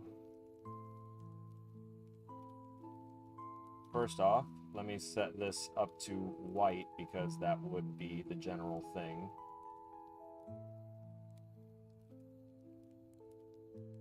Pop that in there, and that in there. There you go. The color is going to sit there nicely. We have roughness and metallic already exposed here. We can also add specular there. The specular value is basically that nice highlight shine that you see that glistens across glass or something like that. Like, that could technically... no, that's a reflection. It's the stretched reflection of something lit. Highlighting a glossy surface. That's what the specular is.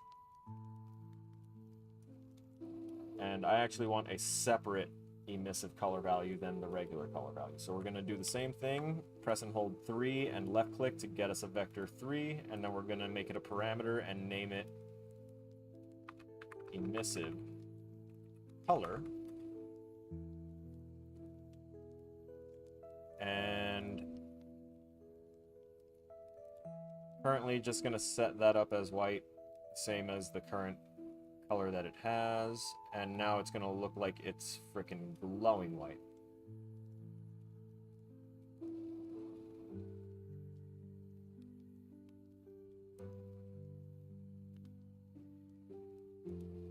Now what we can do here is create a material instance and call this hot pink. Yes. And on the arrow, we'll go to the paper sprite. We'll open up here. We'll plug in the hot pink material, quote unquote.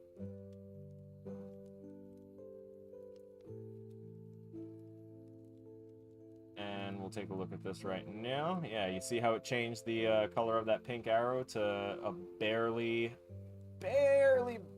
tinted white.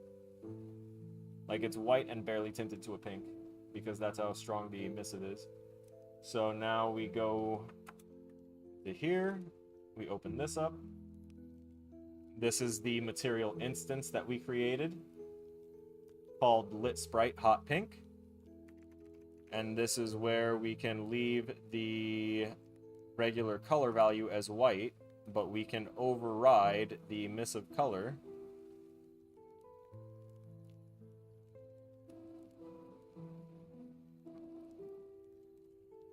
And I want to be able to do that with this, do that, and ahaha.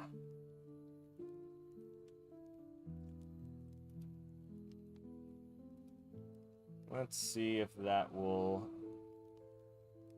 satisfy its requirements for visibility.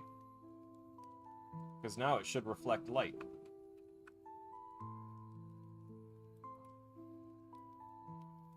Oh yeah, we've got some high walls on here. Whoops. Okay. Take a peek. That is a much more visible arrow. But I still feel like it can be better.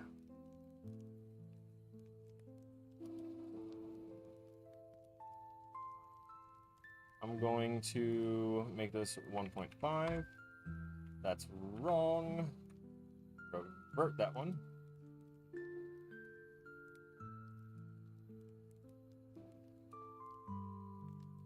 Shit don't want to show me nothing.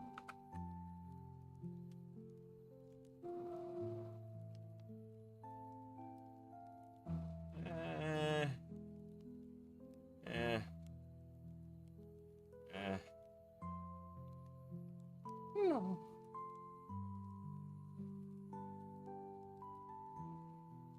You're thick. Bigger arrow. Something that can be seen better. Okay, now let's see about making that emissive something slightly more emissive.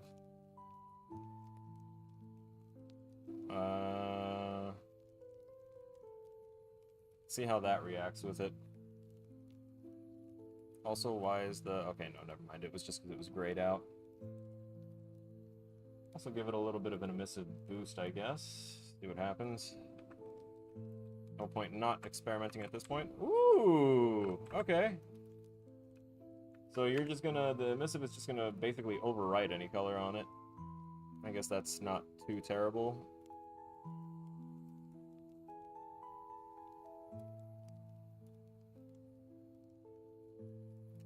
So, what would be...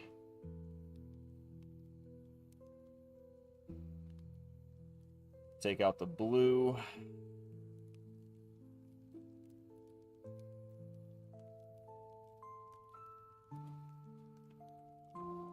Alright, take a peek.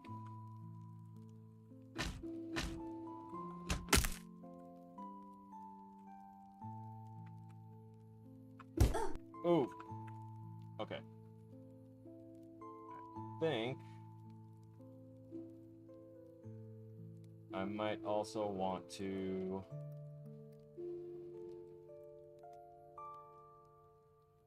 Where's my colors here? What do I have? Those, that...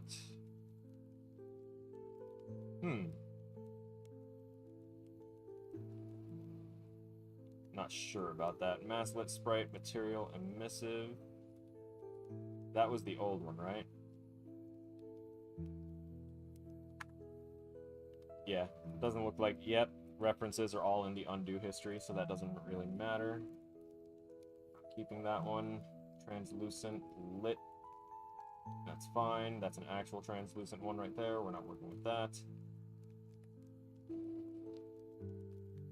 Huh. Okay. I'm gonna make a... for this. Or I'll just use this material.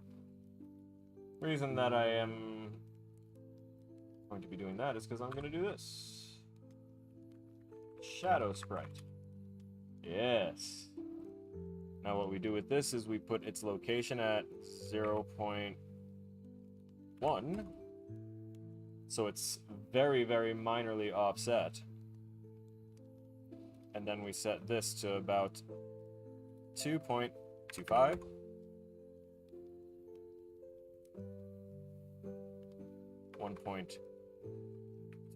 Nope, not 25. 1.2. Oh wait, no, this is the depth. Never mind. And then this is 2.25.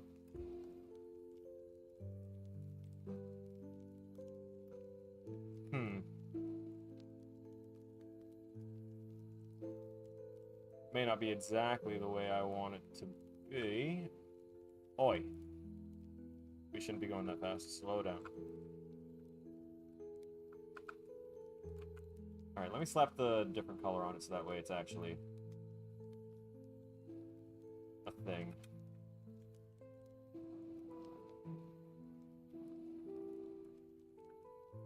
Damn!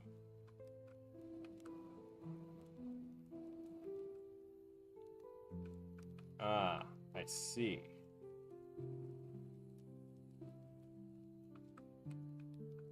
I don't see.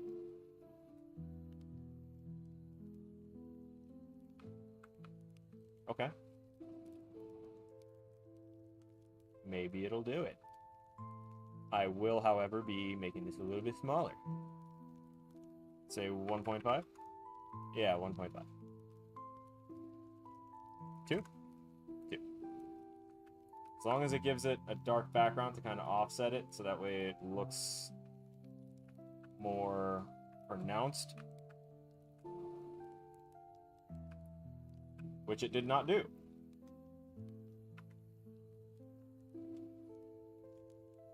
It absolutely did not. Okay. Let's try that again. We're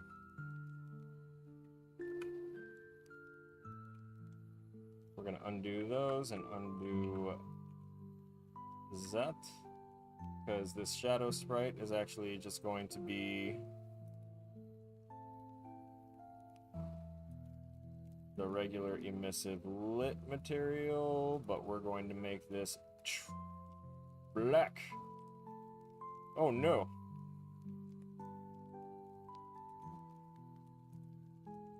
Create material instance.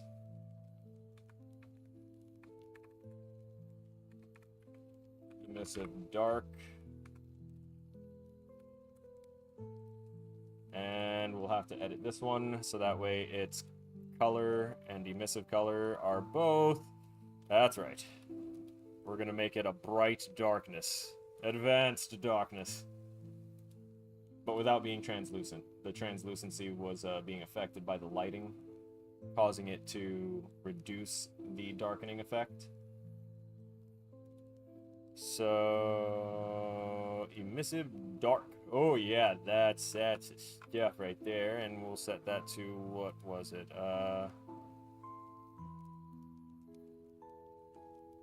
Negative 0.09? Yeah, that'll do it. Right? Right?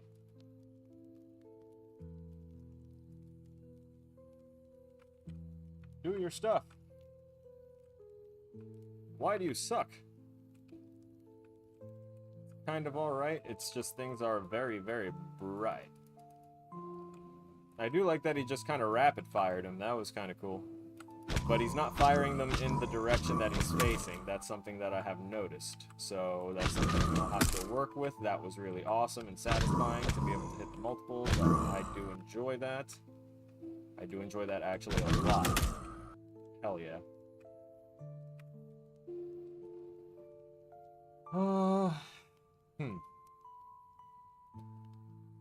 Also, the arrow isn't getting that that vertical lift that I wanted it to get.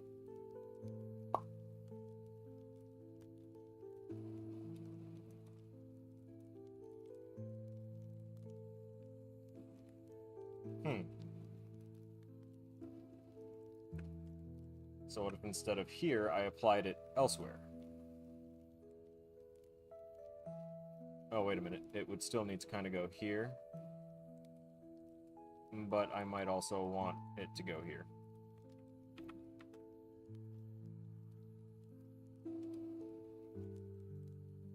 Let's try it. Also going to move that archer over a bit. I want him closer. That's right, I need to be in the lane.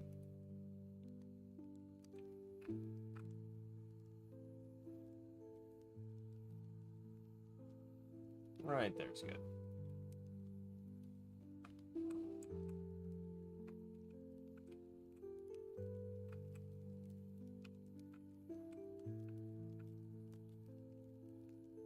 I forgot what I was testing. How crazy is that? Right, the arrow location. Yeah, it does look like it's actually spawning from a little higher than the absolute center of this guy now. He definitely isn't doing his attack animation, but I'll work on that.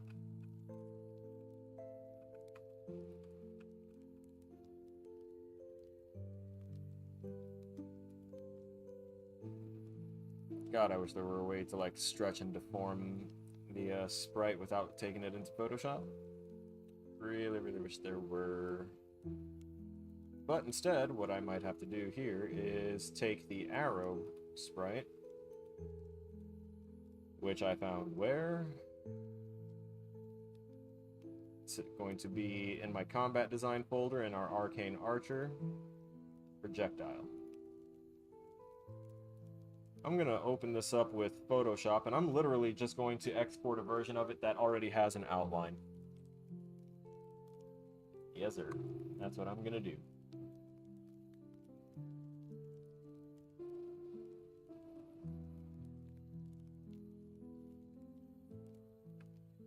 Oh, that's tiny.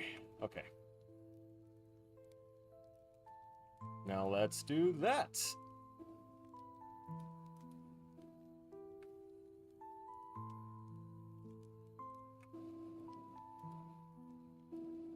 Export. Quick export. Outlined underscore projectile. I hope it saved in the right spot. It did not. Did it?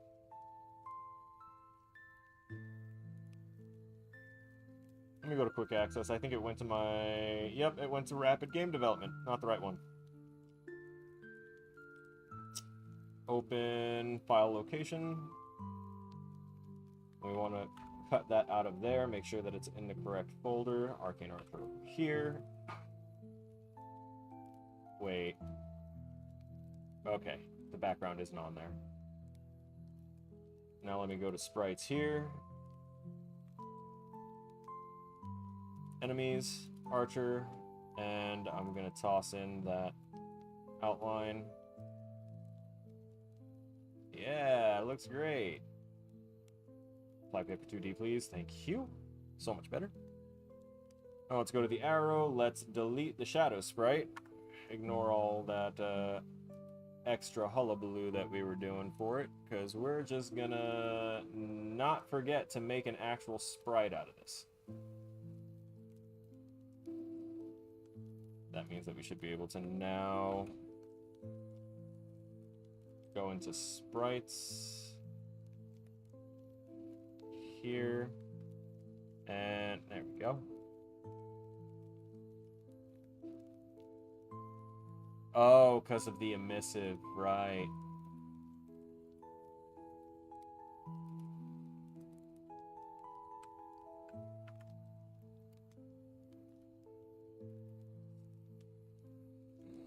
Sucks!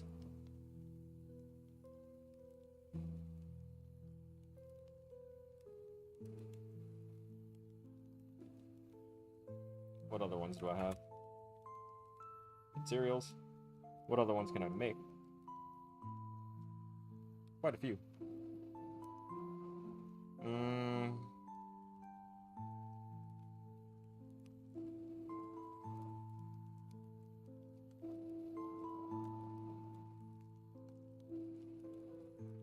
Let's see if it doesn't need to be emissive anymore.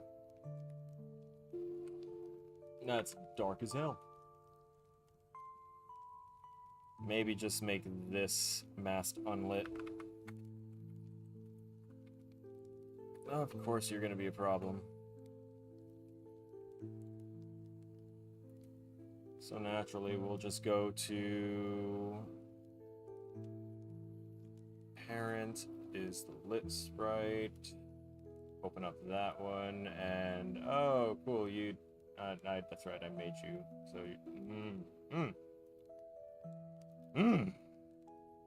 such fun. Sprite. There we go. I want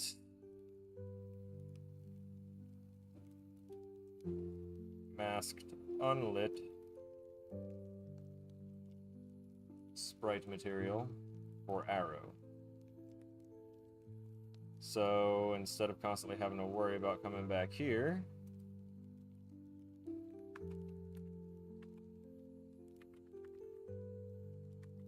Night Terror underscore, there you go. Let's take this, drag it up to our material folder. Where's our material folder? Right there.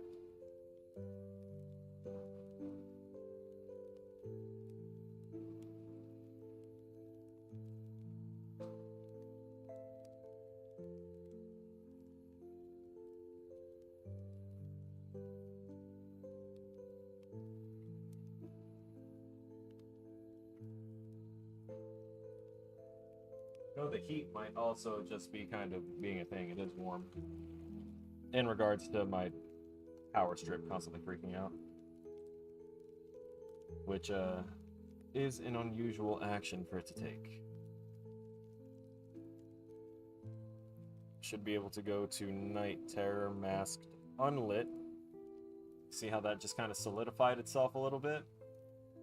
It just made it not affected by lighting. That is definitely visible, and then it's gone. But is it gone?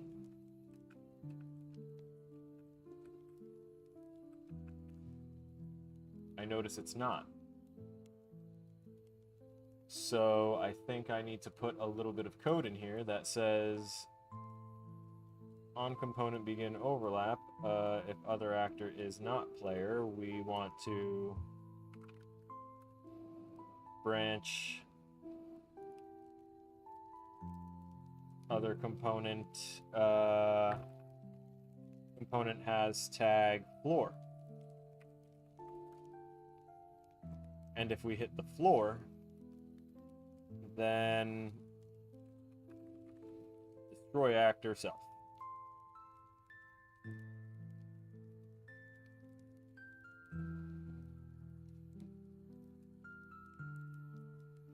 And if it's not the floor,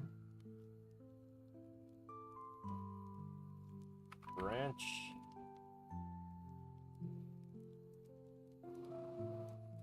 let's see, parent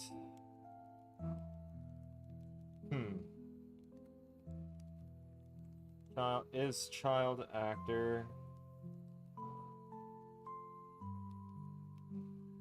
No, class is child of.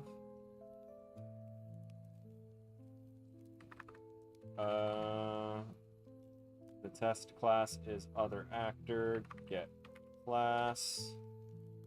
Plug that in there, and we're going to see if it's a part of the breakable objects.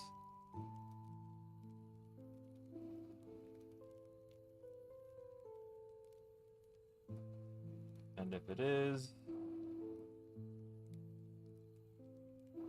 then we'll need to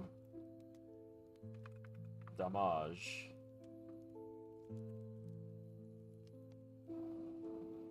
That targets a blueprint, so we would just have to plug that in because it would be assumed at that point if it's a breakable object, then it definitely has the breakable interface or the damageable interface, so we can just do that, tell it to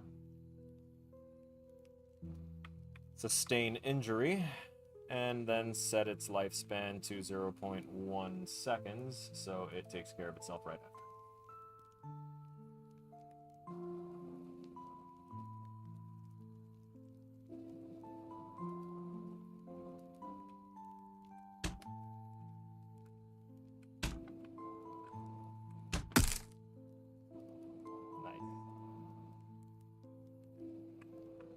So the arrows work on other things now. That's nice.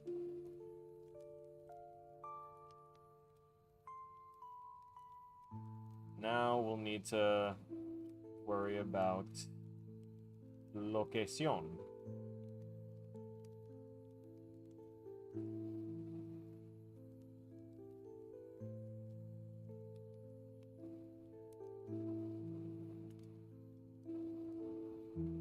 Select. Let's make this option. Change pin type to a float. Option 1 is going to be 1. Option 1 is going to be well, option 0 is going to be 1. Option 1 is going to be -1. And we're going to have to promote this value to, we'll call it arrow Z offset.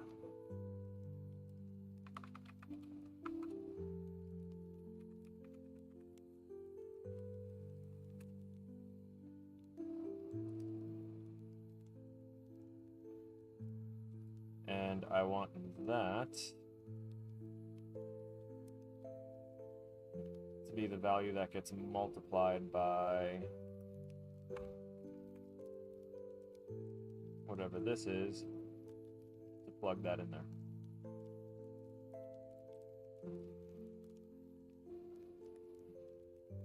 And the index should be, change pin type to bool.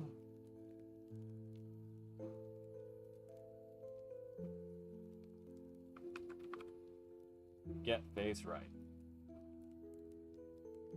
Oh, that means false needs to be -1 and true needs to be positive. Plug it in, plug it in. So now if we're facing right, it should fire to the right, which it has been, but now if it's left, hopefully it will fire instead to the left. It does not. Wonderful.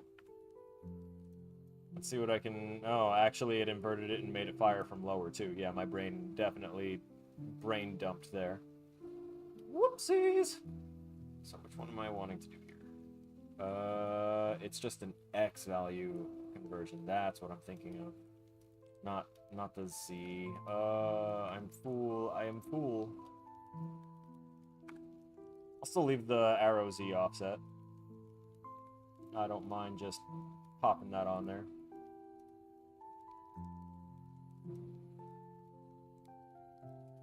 But now for the face right, we're gonna want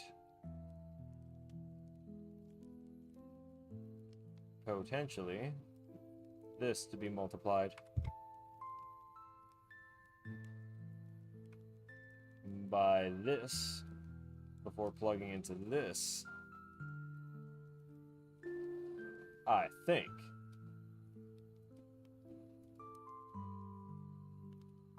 Let's test. Shoot me. Where'd your arrow go?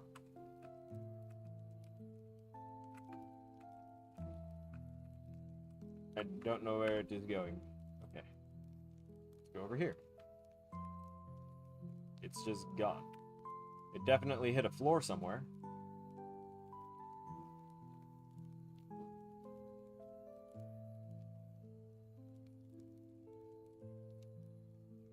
Let's see. Toggle that breakpoint. Save. And fire. Fire, fire. Alright, so that says negative 3702 for the X value, which should be right. There's the problem.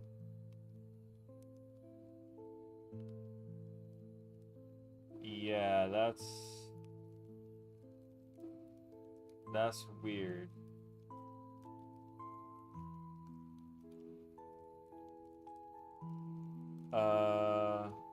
Let's plug that back in normally and see if it goes back to normal. Because the Y location shouldn't be...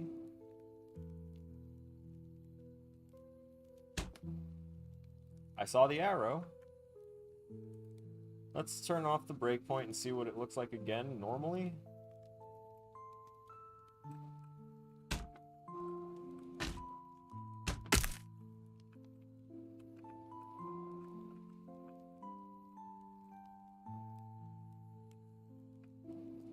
Okay, I saw the arrow disappear from the list too, so that's a good thing. Okay. That works, and it seems like it thinks that each one is at that specific... It is that Y value. That's crazy. That's insane. What is 0 then? This is 0. That's such an insane value scale. Oh wait, it is centimeters, that's why. Forgot about that. Unreal Engine measures things in centimeters, by the way.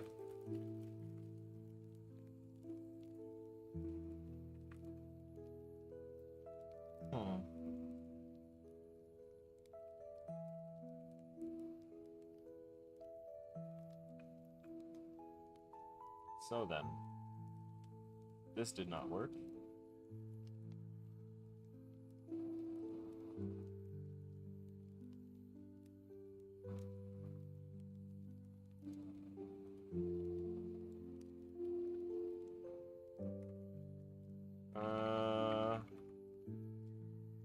Let's see.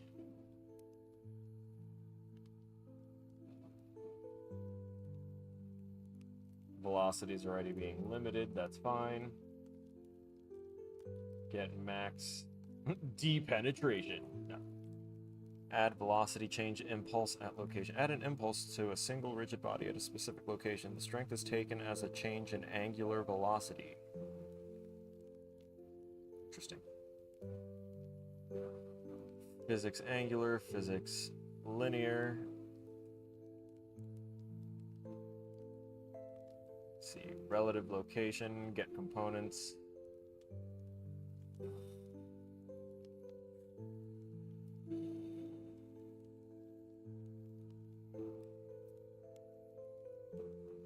Alright, so velocity is in centimeters, which is the unreal units per second of the root component if it is either using physics or has an associated movement component.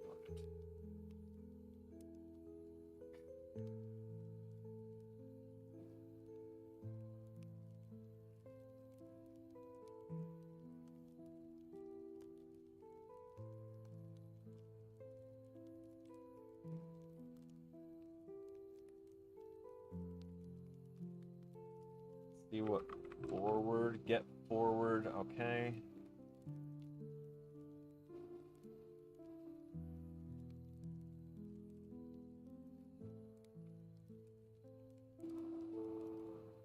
Now what if we took this?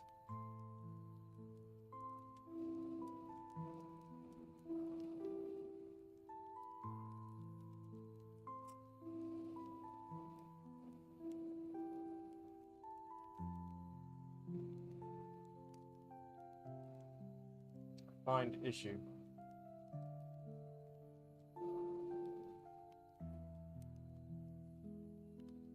me see what type of rotation this would need.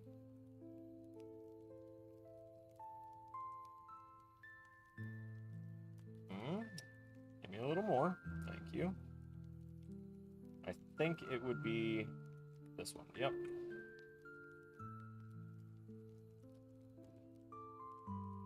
So false negative 180. Doesn't need to be negative. We can set that to a positive 180. Set that to 0. And we'll take this and set this for split struct the Y rotation. Get rid of that because it serves no purpose there. And see if it will serve a purpose here.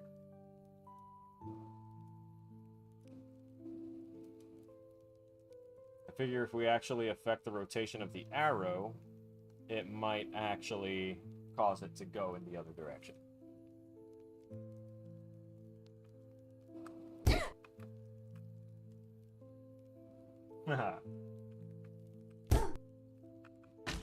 Yeah, buddy! Okay. Archer can do things. Now, Archer, why use your attack animation?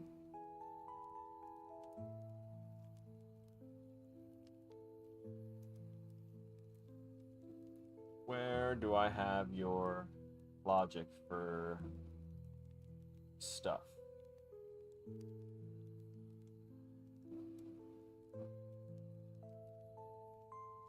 Right, this was for resetting. Oh, that, never mind. I know what that was for.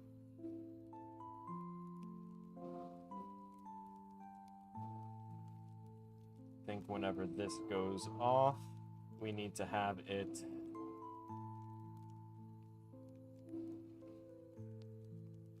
let me take a look at our base enemy before I do anything crazy. I do have a habit of sometimes doing the crazy thing that will break everything. Also, it's 7:30. While I'm reviewing this, I'm gonna hit the be right back and take like a little 5-minute break, have a snack, give myself some more energy. Like I said, it's been rough this week. Thank you for y'all's patience. I just saw that someone popped in. I am going to be turning off my microphone here for about 5 minutes. I'm going to be snacking for a little bit. I'm really hungry, haven't really been sleeping well, rough week, etc., etc. So give me like 5 minutes and I will be back in on this.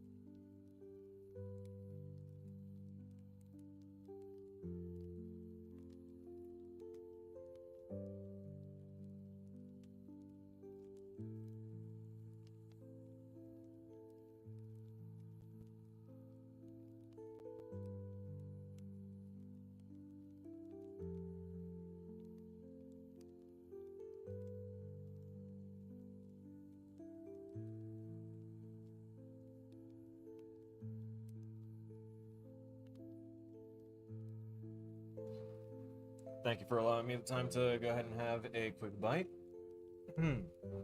Now, we still need to apply sounds back onto our player. I'll do that separately here. But I do want to add kind of like a spawning sound. No, not a spawning sound. It's not what I'm looking for. Actually, it could be a spawning sound. A spawning sound and then a collision sound.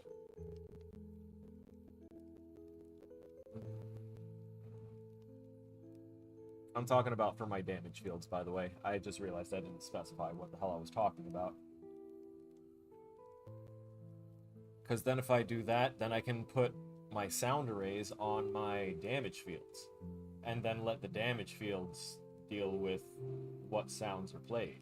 And I can just go ahead and say, you know, if the instigator is an enemy, then check which type of enemy, do a little switch on enemy class, and then make it play a specific type of sound. Ooh.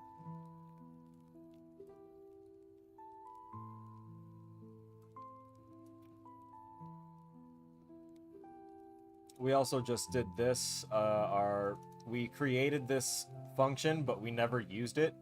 We put the pieces for it in there and left them loose, and then we wound up just putting this function out there onto the event tick, so I moved it over here and changed it accordingly.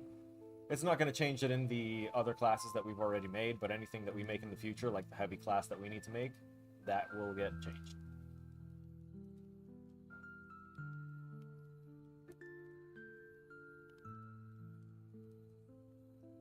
I need to know where I'm telling it what flipbooks to use.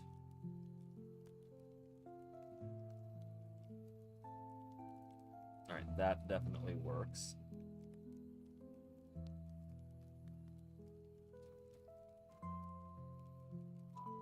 This also works because it goes back to that animation just fine.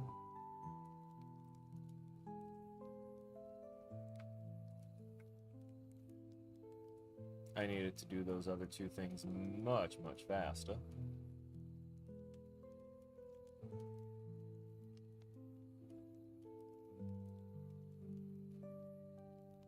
Honestly, we can ditch this.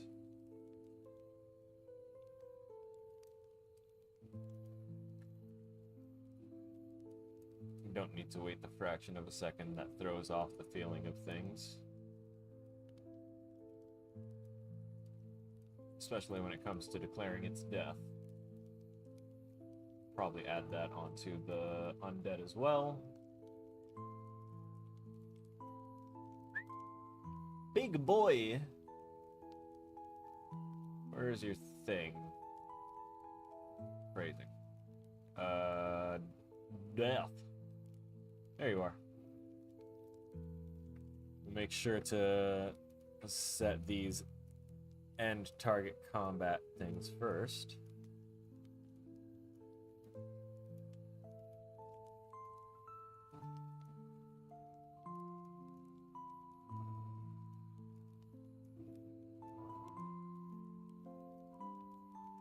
And then over here, I think it was. No, it was like right here. Yeah, get rid of this. Goodbye.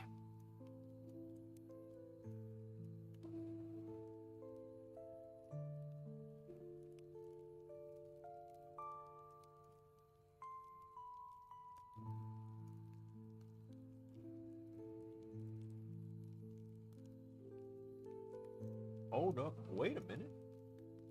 I just had an arrow idea.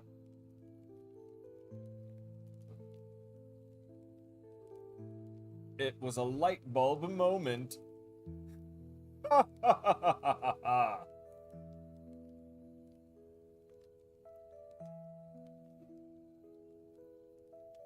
Sorry about that.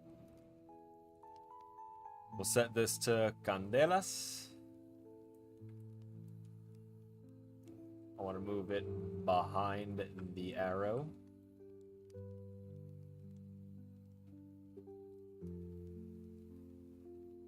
Set it up to about what? Let's say 12 for now. And we'll give it an ominous red. Total annihilation. Alright, radius of 60 seems appropriate. The source radius, we'll set that at 20.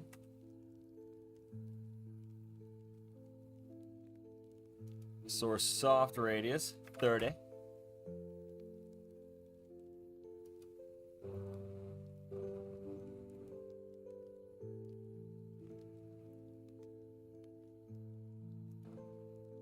says we're in a lit environment. I can't exactly tell any kind of changes there, so... And I never can when we're here, so we'll have to see it out here. Nope, not visible at all.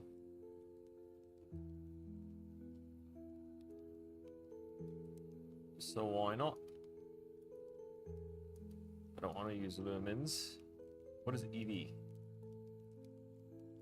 No. Back to candelas. Huh.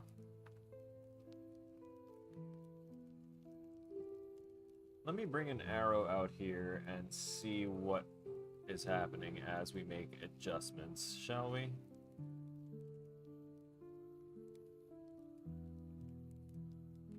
It's not in the lane, it's just kind of sitting out here because there's invisible walls protecting the lanes. So with that right there, let's drag this off. Go back to the practice stage. Let's stretch this up a little bit. Not quite there. There.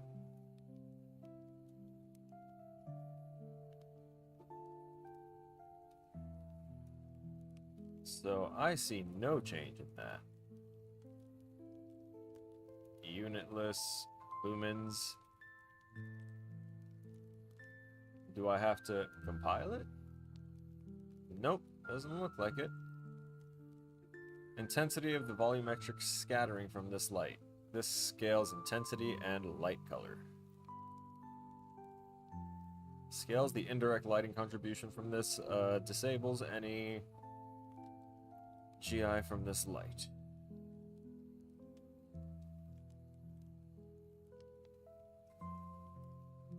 I need to be able to... Where's shadows? I don't want this affecting shadows.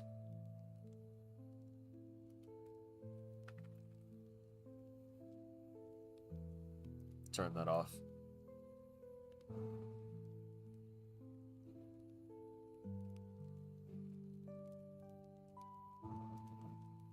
Turn that off to turn off shadow maps entirely. Get rid of the static shadow, no dynamic shadow, no none of that.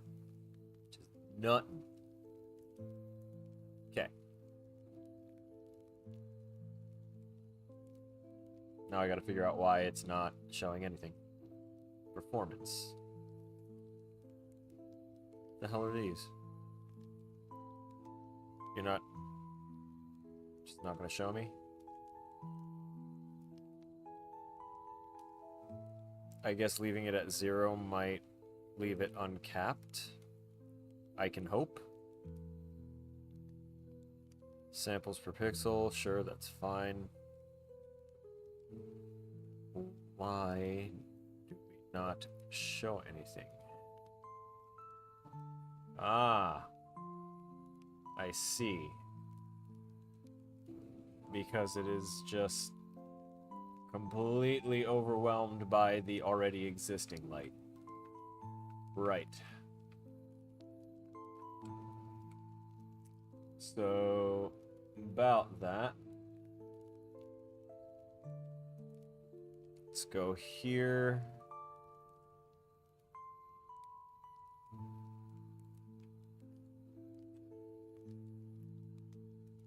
The sun direction is fine, but I want this to... Sun and stars from custom... No. Let's go moon.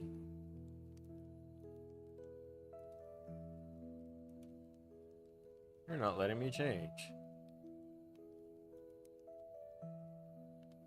Global text remove speeds. Okay, that's fine. Sun disappear in the horizon. That's fine. Clouds behind effect intensity. There you go. Doesn't need to be that intense. Refresh sky shader. Refresh when moving direction. Yeah, fine. Disable that. I want the arrow tool visible again.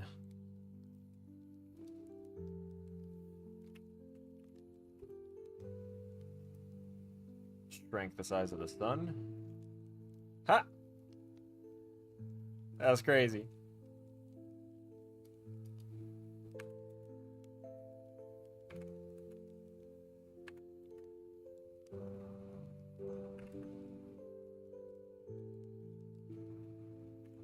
Used to be 1, and then I set it to 0.75 along with its brightness. That's fine. Okay, cool.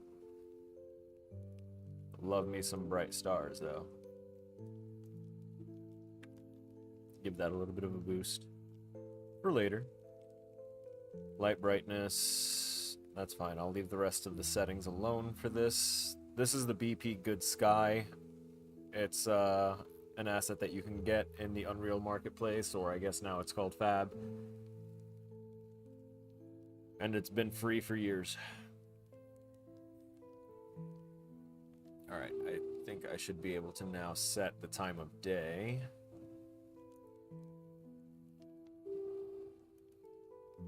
Might need to reload the game, or reload the project, rather. See if just doing this will work. Yeah, save those. Did that count as a good refresh? You good and reloaded? You gonna let me change anything on here? Ooh.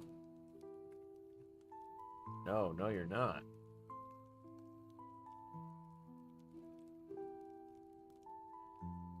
Sky preset. Custom mode from time of day. Wait, we turned that off, didn't we? Enable auto day-night cycle. Okay. We turned that off then.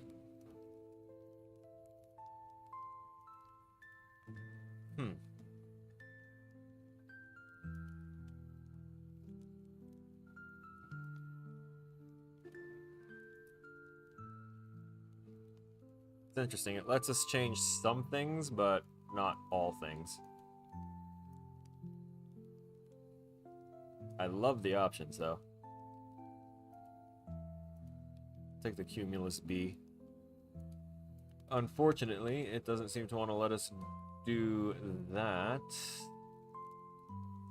Enable time of day. What would be preventing that? Let me take a quick look.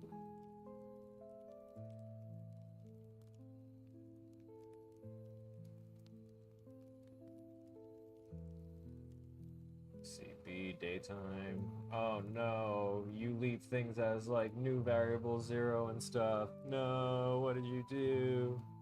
What have you done? Enables, okay. There. What are your other functions here? Got anything hidden, stashed? Use all random sky. Where's your initialize? I want to take a look-see. Fresh sky shader for direction action, for direction actor. Goes through the sky meshing. It's nice. Oh, for sphere. Okay, that makes sense.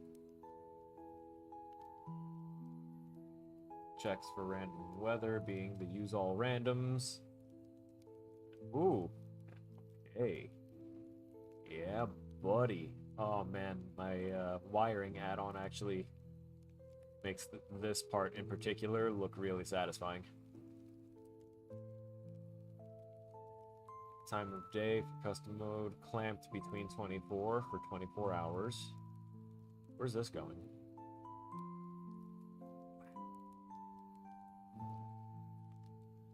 Quite the traversal.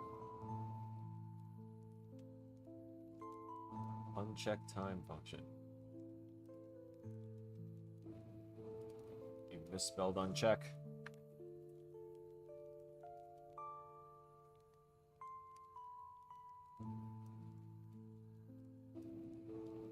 So then why custom mode from time of day? Yes. Is valid directional. Yeah.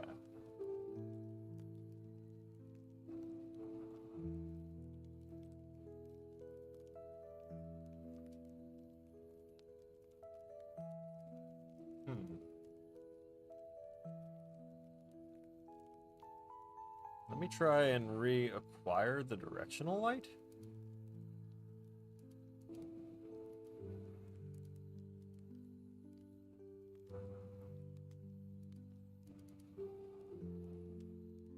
Clear it, maybe?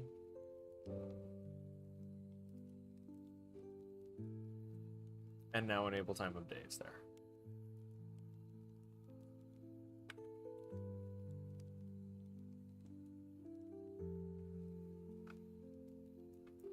Why does this still feel a little bright?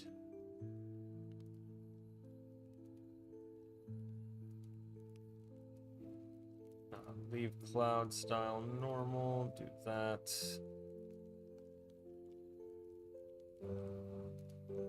Sun, stars, and moon.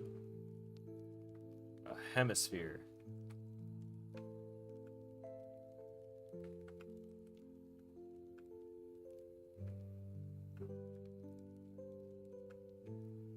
It's actually kind of perfect.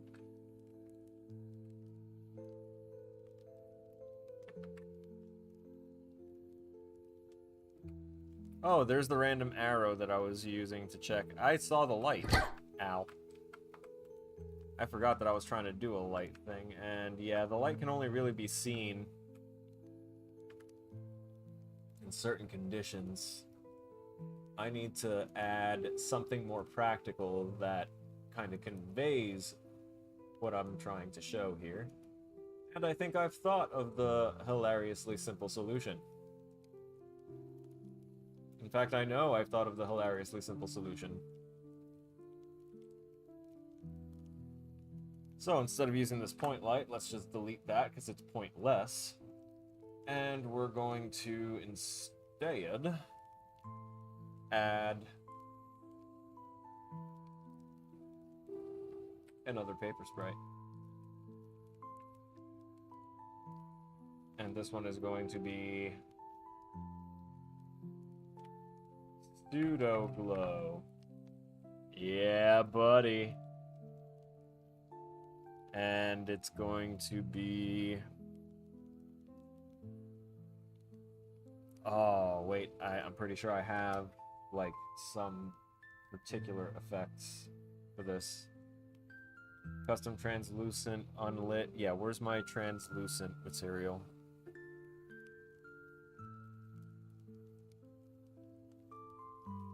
And this one's the custom one? I guess I'm just going to do another one here and call this one the translucent arrow glow with a capital T, like Duke Thistleton.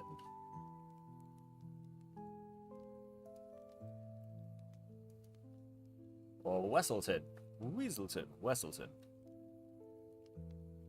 Weasel Wessel. Certain people know what I'm talking about.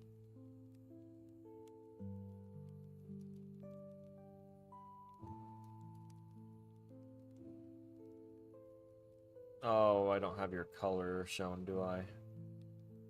Darn. I can modify that on the thing itself. Okay. Yeah, sure, why not? I didn't even need to do anything here.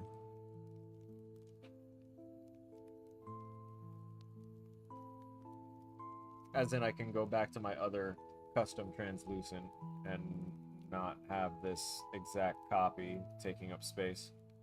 I didn't want to close out the arrow. At least I didn't close out the whole game. Or engine. I've done that several times. Was ist das? Ah.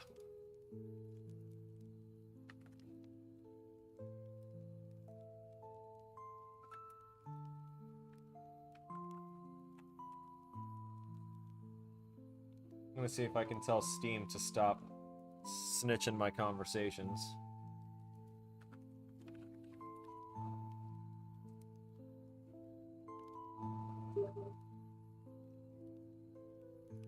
Steam, stop snitching.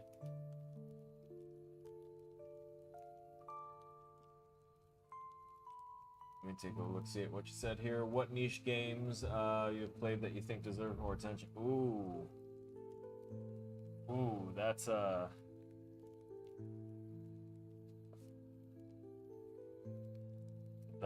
thing.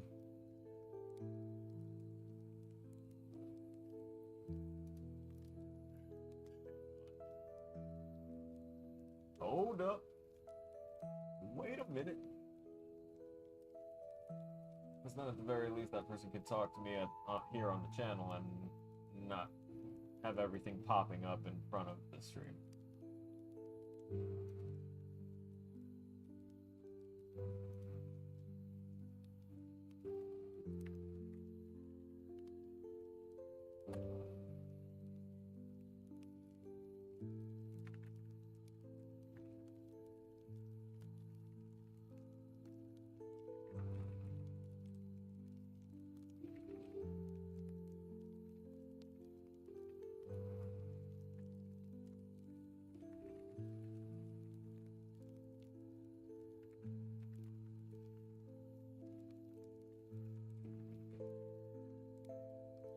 There we go. Link sent. Minor explanation sent. I want to take a quick second just to make sure that I can change this so that way Steam doesn't do that. I don't like when, you know, conversations with other people are being displayed all over the place. Where the hell is, like, notifications? Privacy? Nope. Darn. Steam, settings, notifications, there it is. Notification toast, that's fine. I like the notification toast. I just don't want a pop-up. Steam notification. Friend invite is fine. Item on wish list, discussion. Nope. Receive a gift, that's fine. Hardly ever happens. There's major sale, nope. New trade offer, reply from Steam support, receive a Steam turn notification. Game request, invite Steam fan. Okay, there we go. So it shouldn't show conversations anymore popping up. So niche games that I played that I think deserve more attention. It was popular amongst the JRPG group of people, but the dot hack games were absolutely phenomenal, and I will recommend pretty much all of them. The only thing I don't like about them is their control schemes. Control schemes that make sense to us don't make as much sense to other foreign developers, so they do what feels comfortable for them. Makes total sense, you know, regional things. But I had a hard time without being able to remap my stuff. Now that I have, like, the Azeron keyboard, I could probably go back and replay those games and have a much better time because I can just intuitively remap everything to my left hand and minor movements I make with it, which is fantastic. So what the hell was I doing again with this darned arrow? Now that I've taken care of this, I can scoot that over. There was another game that almost dropped off the face of the world, if I remember. Let me look this up and see if I got the name right before I say it.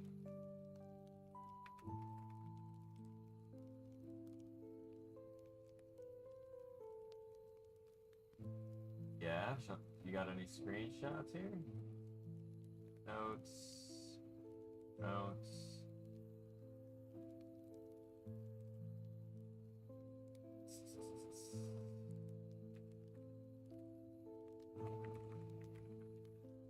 Let's go to Google. Oh, yep, that's definitely it. So the name of the game is Xenosaga, and it was another JRPG game, and it was quite good. As a youngin, the plot of this game could not be beat.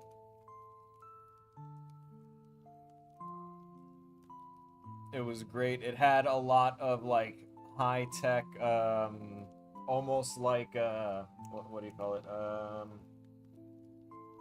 Aincrad with Kirito and sword art. It had a lot of like sword art qualities to it, and a lot of weird mixings between technology and the real world, like people. The main character, if I remember, is actually a created life form, an android of sorts. But so much of my memory has faded of this game that trying to remember it for so long has constantly had me turning up the like a song called Zephyr instead whenever I think about it. So Xenosaga, that's a game, a niche game that I think deserves more attention. It was graphically beautiful and it played so smoothly. It stuck in my head as being just this little gem that I will never actually forget. And I'm happy about that.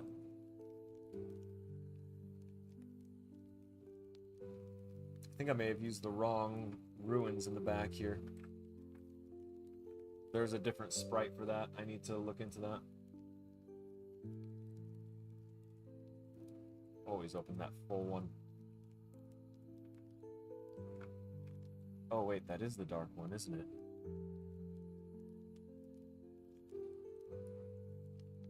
Yeah, okay.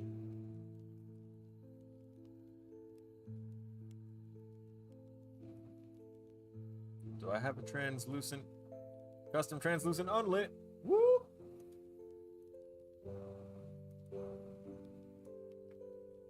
Oh no, why does it look even brighter, brother?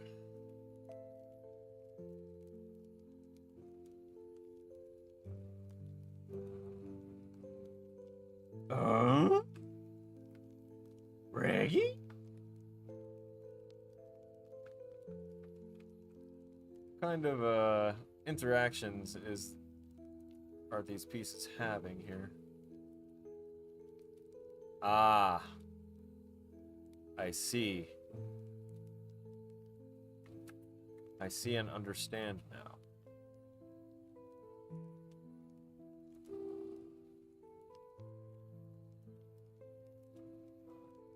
I only did it to background. Well, no, background was the only one that needed it. Now that I think about it, yeah. That's the one that's being the brightest and craziest, right? Actually, it's all kind of washed. So maybe I tune my sun a little bit.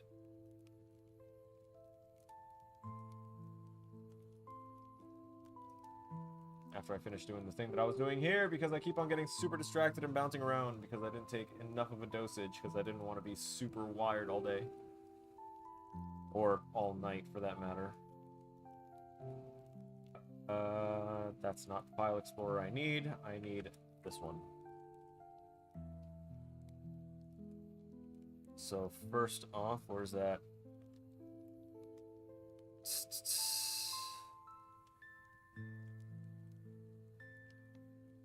No, wrong one.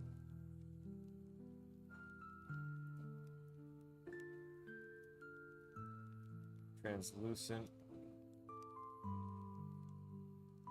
And actually,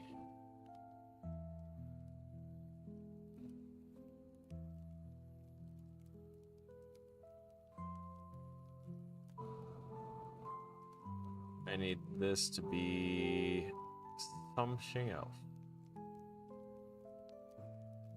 Give me a dot or something. Oh, you're not gonna do that, are you?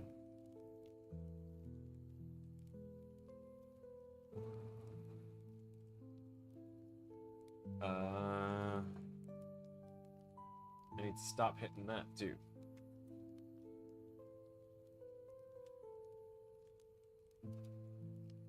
I need to look for sprites in engine.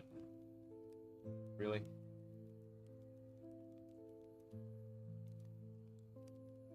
Really?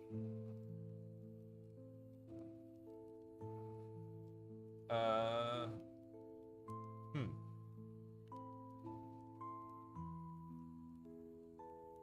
What about texture? Ah, see, here we are. Look at that. I can use some of these fun textures. Particularly the slap. Hello? Yes. They've been hiding these. Oh, yes. Absolutely. Fantastic. I know it's not actually hidden, it's just my lack of knowledge of where to find certain things. Look at these. I could have used these. I really need to remember that there are search filters on here that actually work.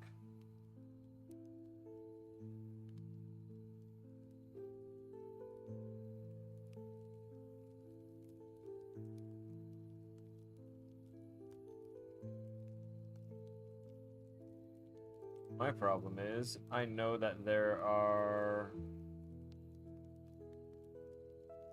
these sprites and stuff that are not being shown. So, here's what I'm gonna do. I'm gonna make, what, paper sprite.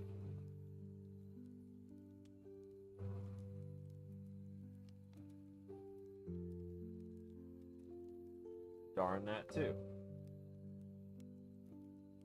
What's it? Something cube. Static mesh. Somewhere near you.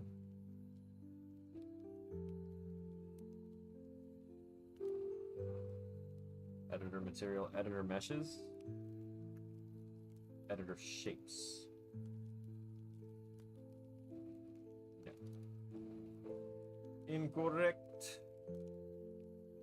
Embarrassment. Damage type, environment. Cool. Glad to know where that is.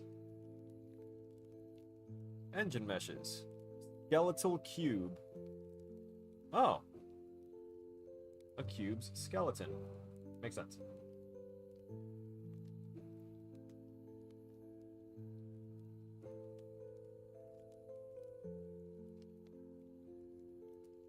Template resources. Oh, a bunch of metals. Yeah, no, that's absolutely exactly what I needed.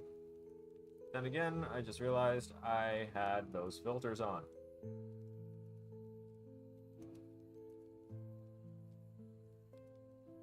Just realized I had those on, and I might use that ground moss.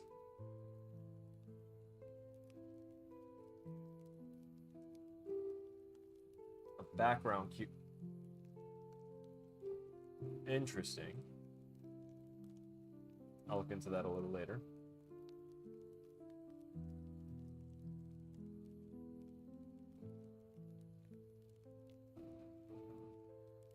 That was cool how that just kind of faded itself in.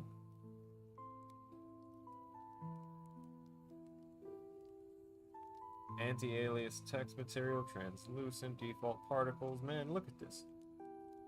Look at this section.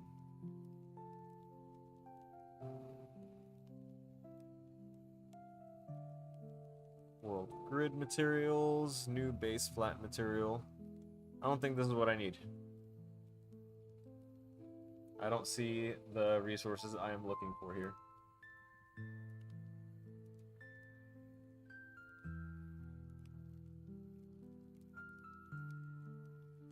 Oh, these.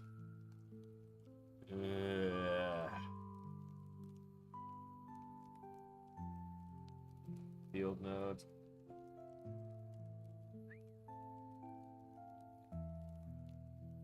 Interesting.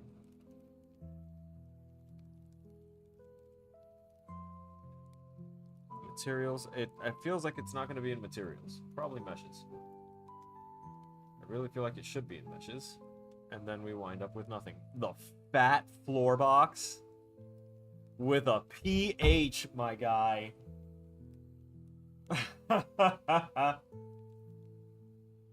I know that it's probably not meant in that way because of the way that they spelled it and the way that the AT are capitalized and not the PH. It's got to have a different meaning, like physics something floor box. But that's hilarious because it is just like a thicker plane. Camera cascade cloth. No, no, no, no, no, no, no, no, no, no, no, no.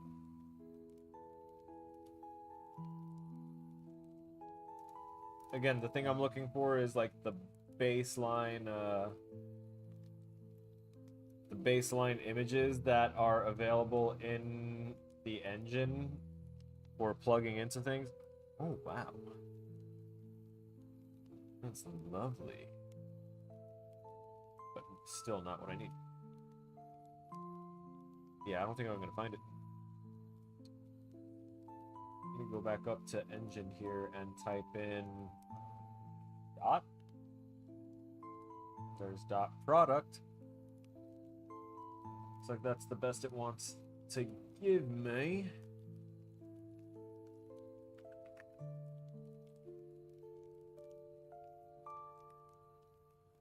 Engine resources.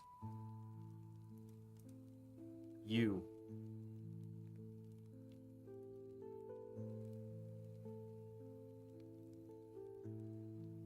No. Wait.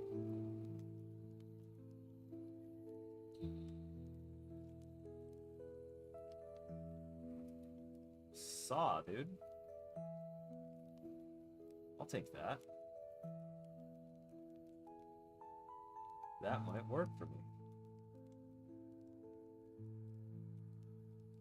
Let me get rid of this cube because it's not actually doing anything for me.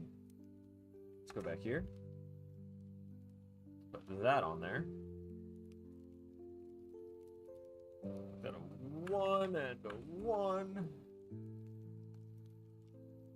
And a 2. 5. Yay.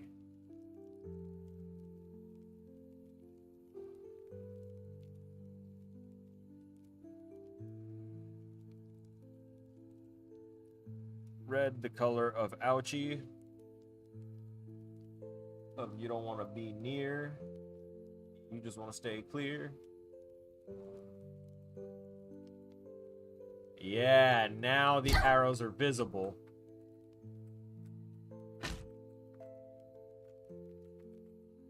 Hell yeah.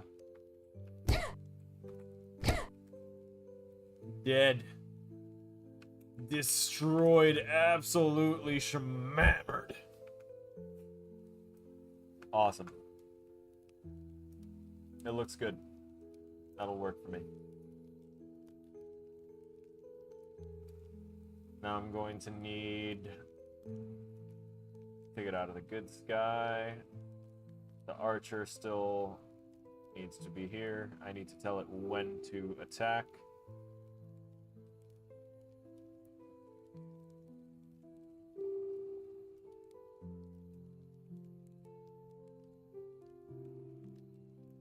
How long is that wind-up animation for the attack?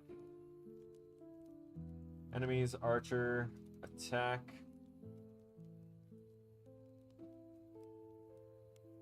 One, 2, 3, 4, 5, 6, 7, 8.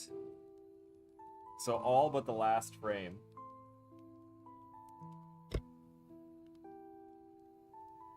So we need to wait 7 frames out of the frame time.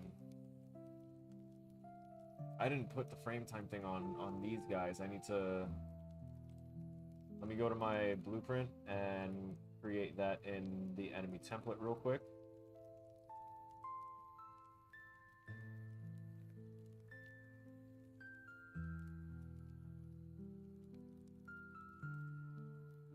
not the archer. Where's my controller?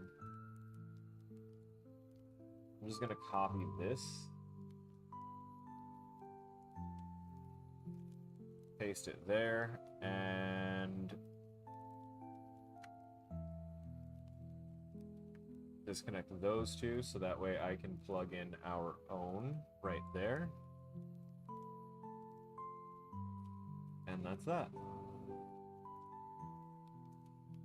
It should be available. I should be able to get flipbook.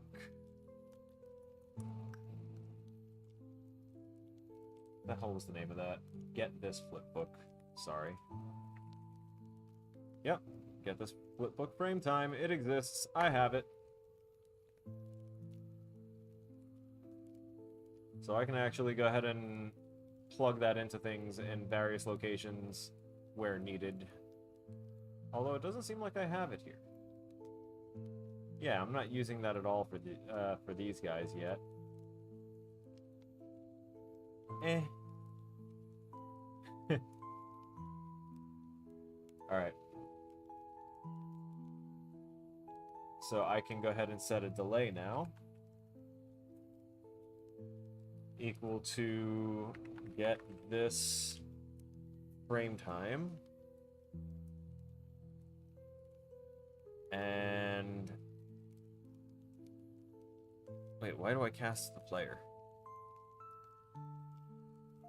Oh, I was gonna try and make it, like, face the player to do that stuff, but that's fine.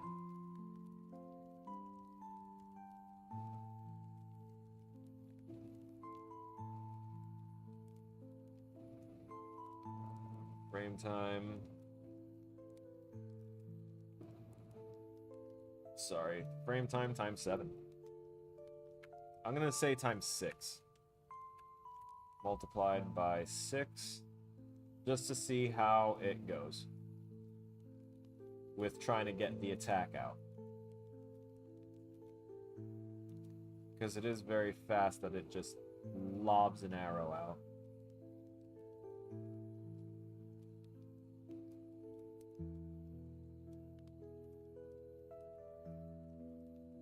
So that's step 1.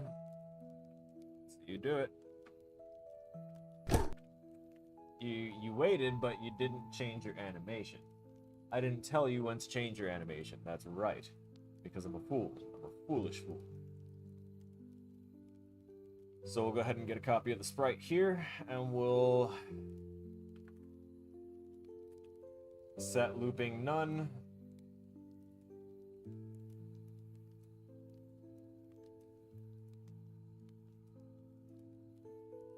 Also, because in combat...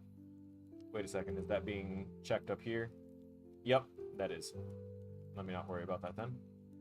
Unless, is there an attacking thing? Yes, there is. Can attack, goes to the attack cooldown check, which I have set...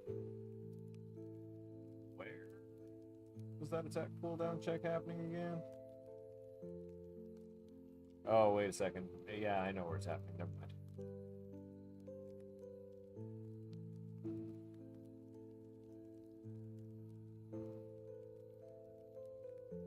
So we do set it to attacking. We set looping. It's a false. And then we set flipbook.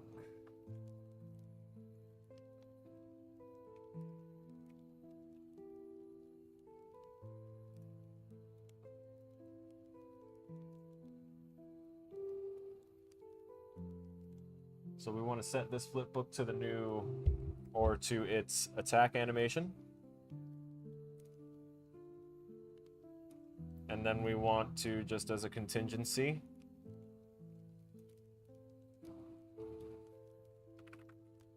play from start.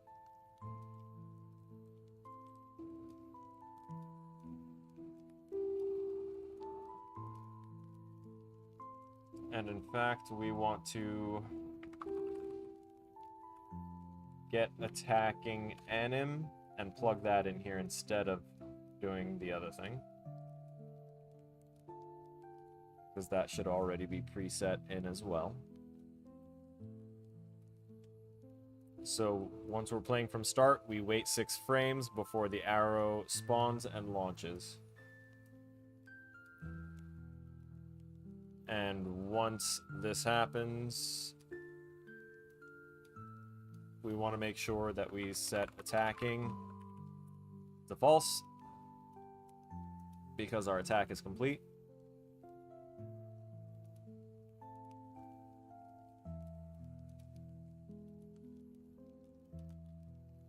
There's that one arrow that I left.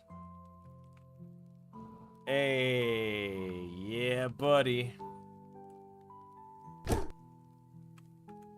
I haven't told him to go back to his regular animation yet either, or to continue trying to attack if we're still doing stuff. So fire and arrow is there. If that timer is valid.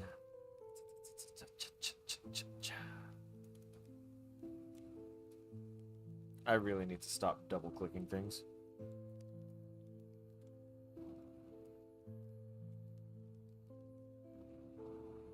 I'm trying to recall where exactly that function was at. Because I could have swore I kept it primarily out here. But I could be wrong. We go to the enemy template. Oh, yep, there it is. Attack cooldown check. Alright, so if we're attacking, we can't attack. If we've been hit, we can't attack. If we're destroyed or our health is 0, we can't attack. But if all of those are false, we can attack. And then we have to check if the timer is still active. If it is, we clear and invalidate it. But this check happens based off of the timer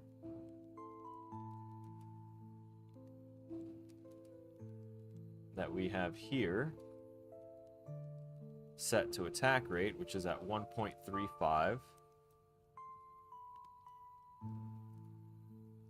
Set it to 2.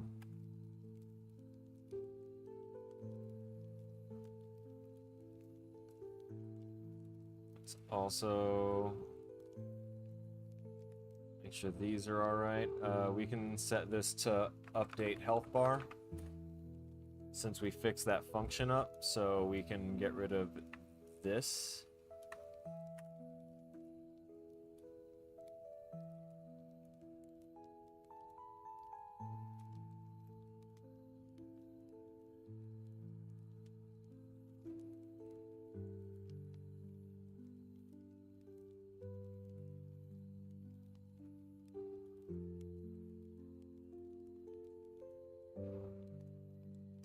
Sorry I went quiet. I'm just trying to make sure everything's good.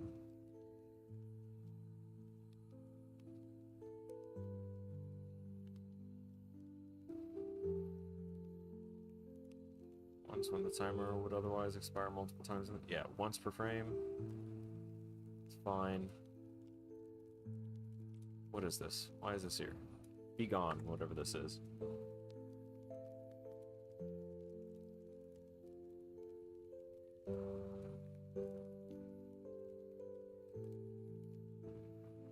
Tick. Update health bar, shadow control, yeah.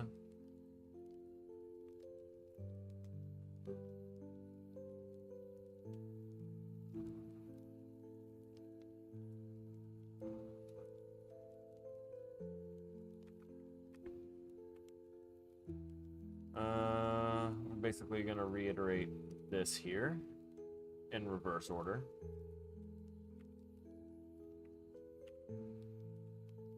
First things first, we set the flipbook to the idle. And then we set looping to true. And then we right-click, type idle to get the idle anim and plug that in.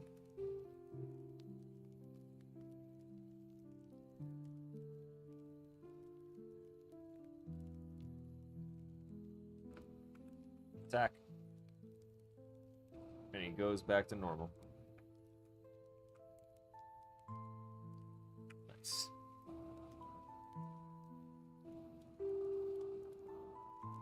Next is a check on...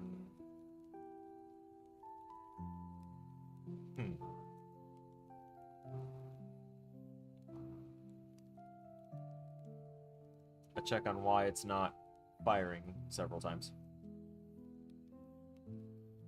I know if I put something here, it's going to be a problem.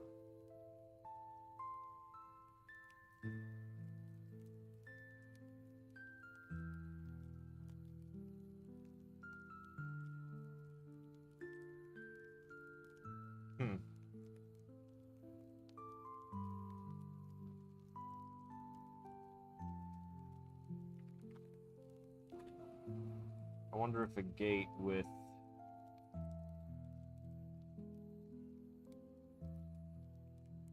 conditions would take care of this.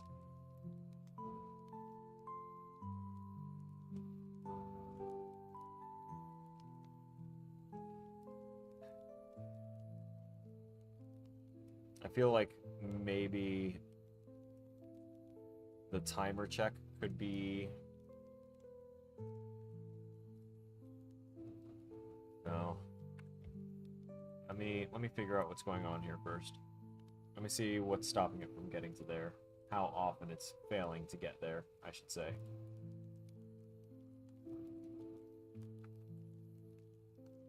Okay.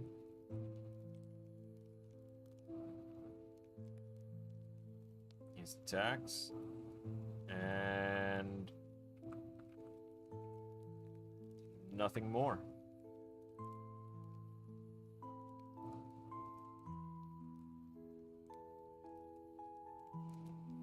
Nope, that's the wrong thing.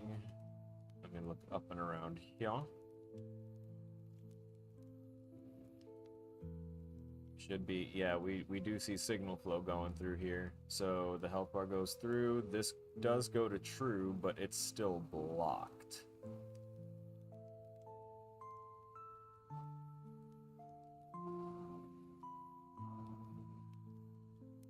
That's why when I hit it, it reset it.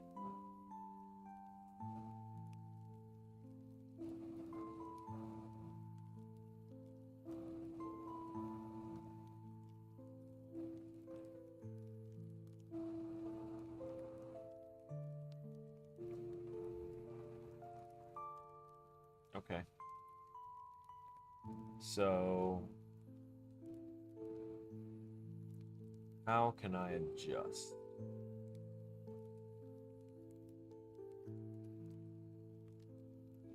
So if we're in combat, check not attacking, check not hit and not dead.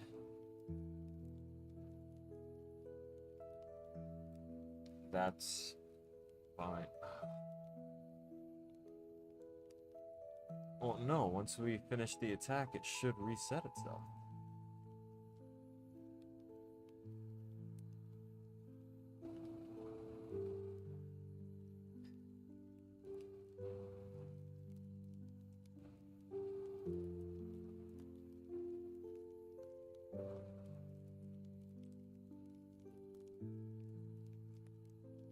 Alright. Here is what I will do. I'm going to put one more branch here.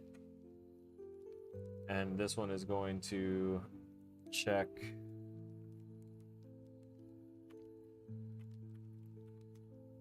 timer handle. What kind of functions can I get from you? Variables. Default. Nope, not what I want. Data registry. Nope. Util. Time. Does timer exist by handle? Well, yeah. That'd probably be for the best. Get timer elapsed time by handle. Time since current countdown iteration began. Get timer remaining by handle.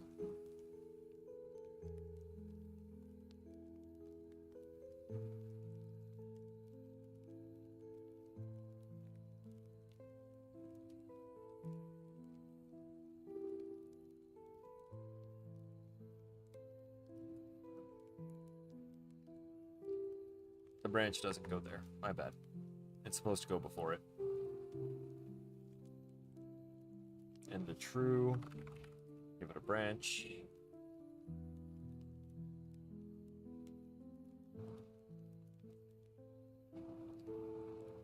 If that... Let's take another look at some of these other time functions before I call that one the correct one.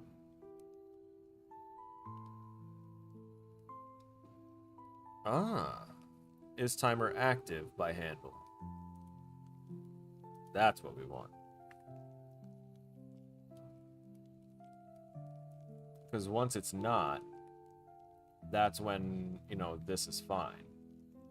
Is timer active by handle? This one is valid timer handle. And if it's not, then it goes and creates it.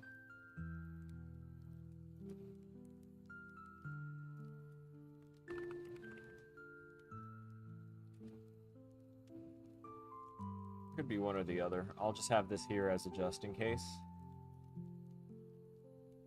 So if the timer is active, it's just gonna not do anything. Well, it have to go through. Wait a minute. If it's inactive, it goes through. If it's active, it resets.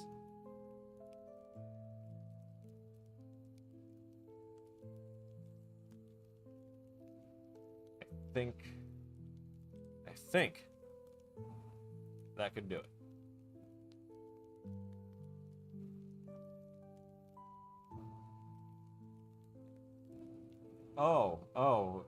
Well, I didn't exactly get any, like, training to do VR stuff.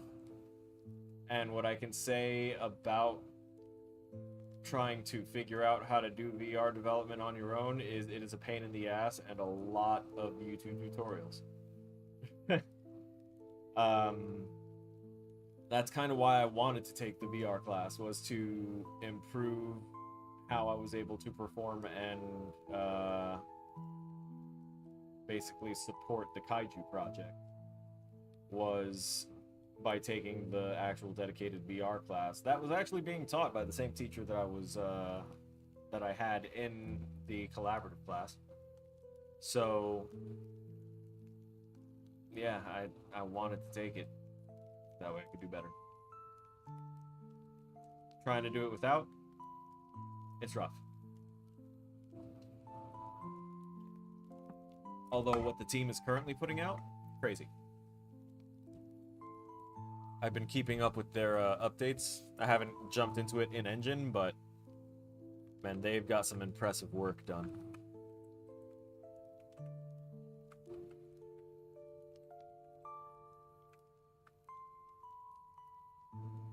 I might, oh right, the floors. I was gonna see if I could replace the floor with that moss texture. Ooh. That was a different thing though. Let me...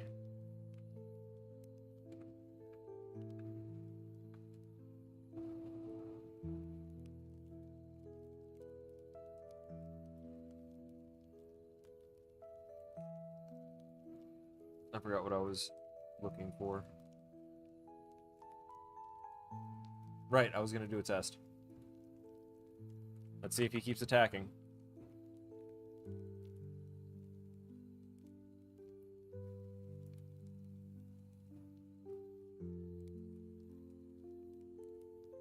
Poggers.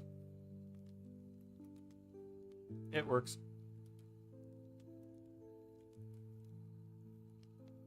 Now I'm gonna remove this breakpoint, and we'll see how this plays out with me moving in and out of the range. Ow. You're done attacking?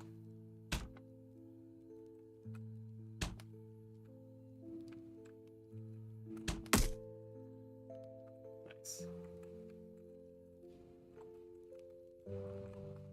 Oh yeah, you can break the timer if you jump in and out of his range really fast, which I don't think that's really an issue.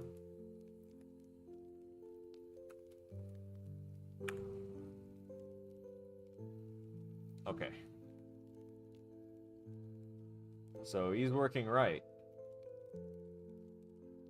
I need to take a look at my zombie and make the zombie also be right. So currently, it is not. And we're going to do an update health bar.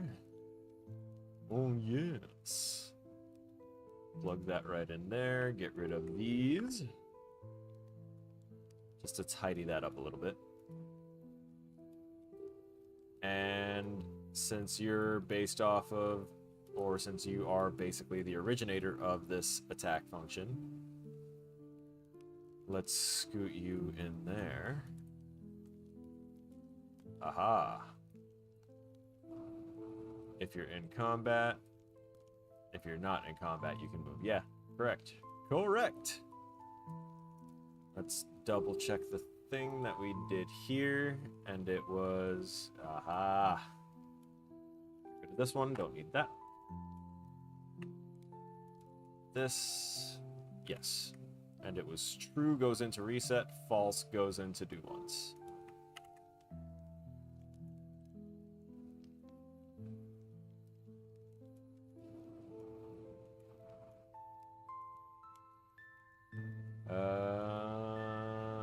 Right. So false can still go straight in there. False here goes up here, true here goes down there, and this goes in there.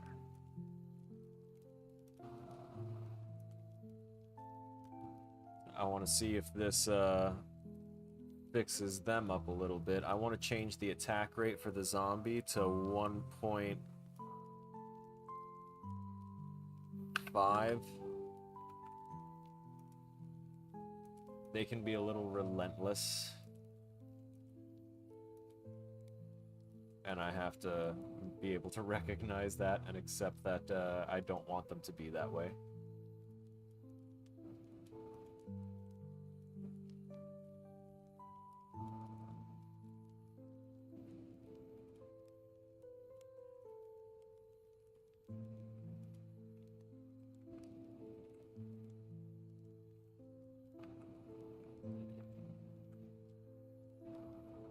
I must have just moved, like, either really well out of his range, or, hey, why aren't you doing your thing anymore?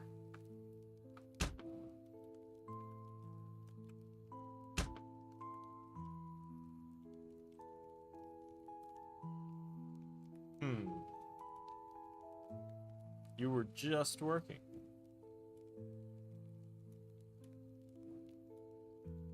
What hath happened? What hell hath I wrought?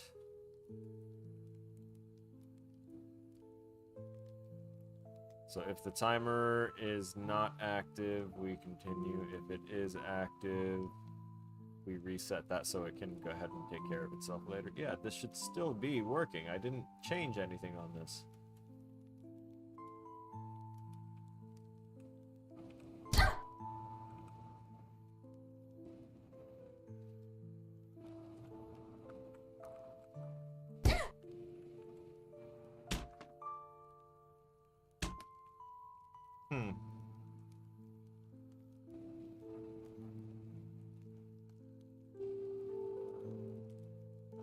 That's weird. Also upsetting. I want to see when it gets to this breakpoint again. Toggle breakpoint.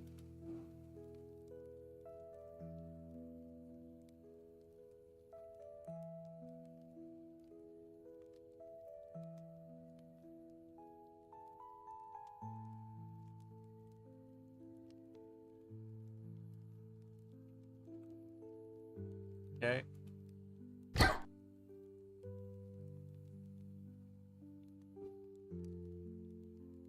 Can attack is true. This has been reset.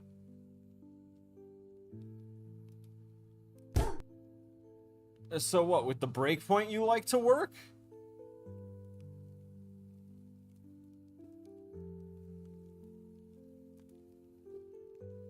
Oh. Forget to drink water.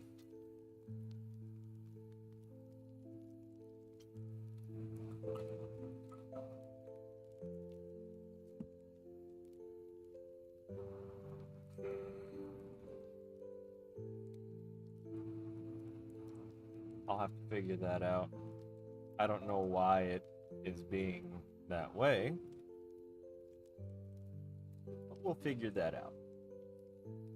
I still need to add sounds to the guy, but it seems like things are kind of okay. I am going to expand the radius of these guys, of the archers. So we'll start with him. That's right. Move this over here. Kind of move myself back there a little bit so that way I'm covered by a barrel just in case. Also, I need to figure out why my jump attack was hitting a random, what sounded like a box. It was really strange. Anyway. Do I have another archer out here? I don't, so it was just this arrow that looked extra small for some reason, and it was flying across the front of the screen. It's awesome. I want you to be able to... Darn it. Archer. Attack rate 2 is fine. But let's take a look at your attack detection range. Actually, we swapped it to your aggro detection range, didn't we?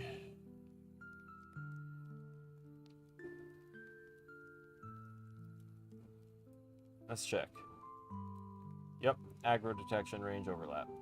So, aggro detection range, let's set that to...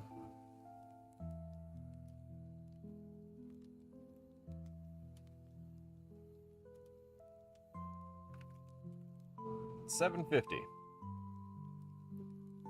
with an attack detection range of 200. 75. No, it was 90 before. That's dumb. Why make it smaller? 125. So if the player gets this close to the guy, I'm going to have him start an animation to bound away, and or make it so that way if he's attacking, he can't bound. But I'm going to give him the ability to just kind of jump back a little bit with a cooldown.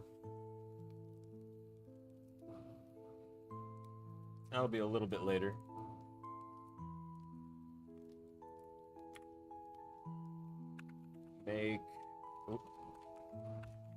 Make a bound backwards ability that triggers on overlap with attack detection range.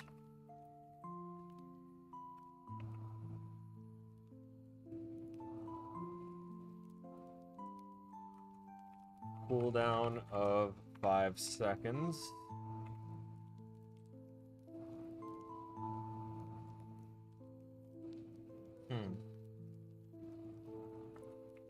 Launch 200. All right. That note in red.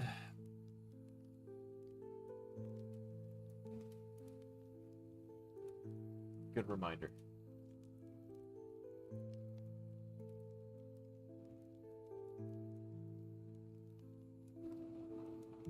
Just move the rest of that over. Okay.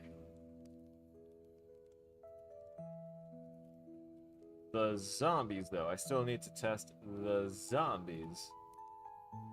Make sure they are not misbehaving.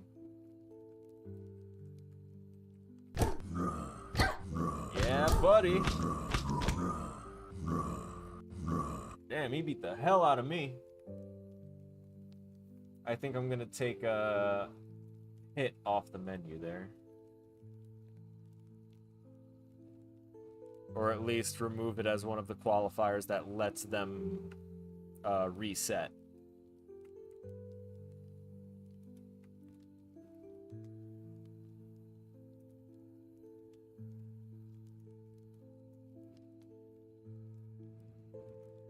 There we go. We're gonna add it here to check if we can attack and if we're not being hit before we jump in and use our attack. So that way, every time the enemy gets hit, it's not giving it an automatic fresh reset.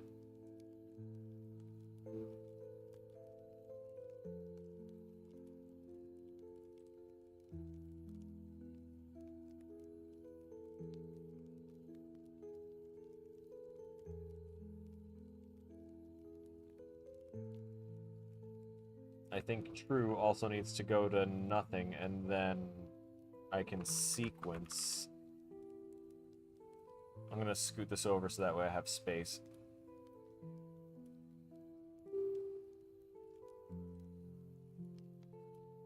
See, I've heard about that. There was just one DLC from Life is Strange Double Exposure that sells a $20 DLC for a cat where it only has 7 minutes of interactions with, and you only pet it once, and it hisses at you 3 times.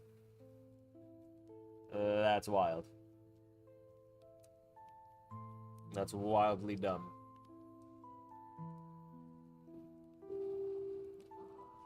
But it's greed, and there's people that love animals so much that they would, you know, pay that cost just so that way they'd have their own virtual little friend.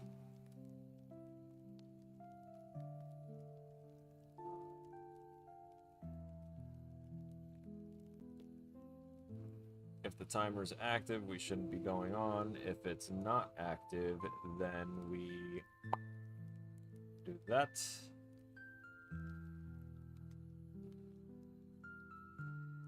And technically, we reset first, and then go up to there.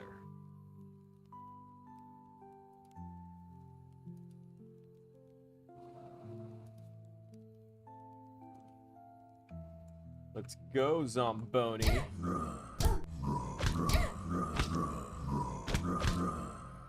I can still attack for quite a bit after I keel over, so I gotta make sure to disable all those inputs when I die. Okay, yeah. So...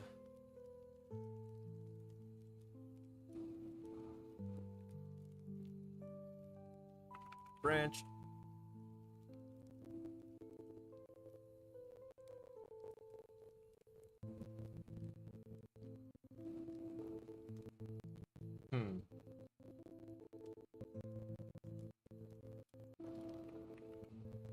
Undo. I think I should just possibly drop it here.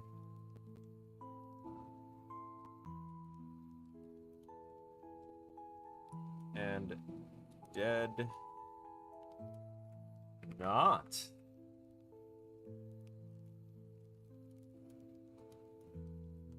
Instead of a dreadnought, it's a dead knot.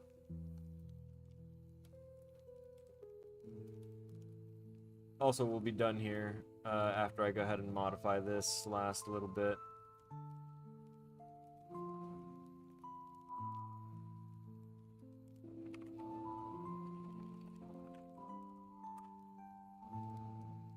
Drop that there. Put that there. Put this here.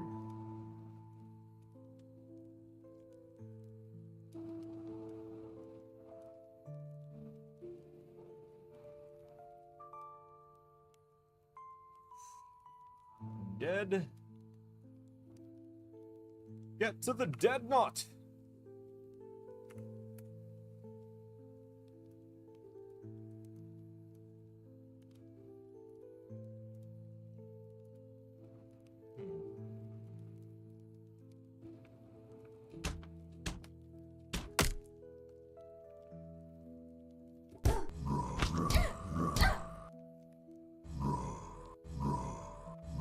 I I could definitely no longer attack. Although it does like to keep putting me in the chain window whenever I try and attack. That's funny.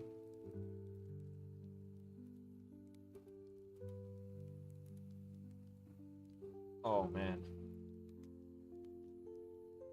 Alright. I think I might need to also set my health back up.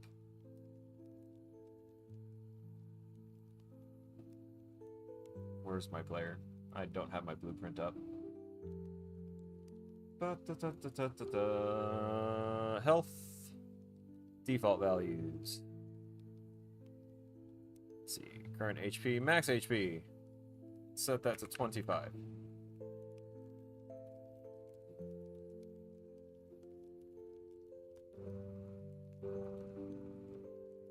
Now I should be able to have a battle of wits.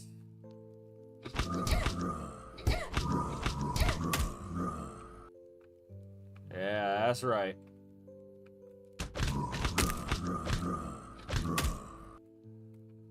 They stop moving correctly now. How did you get hurt?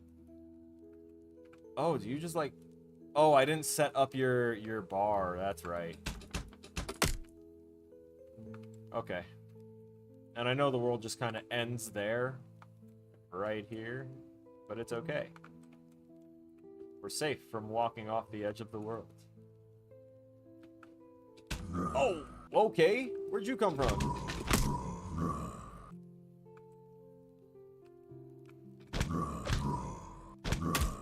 Okay, no, he does not stop at the correct time. I thought he did.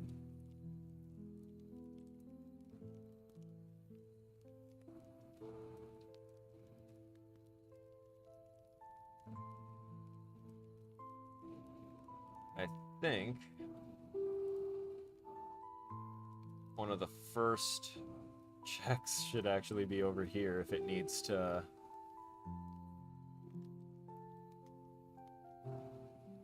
I'm basically gonna put this here as well.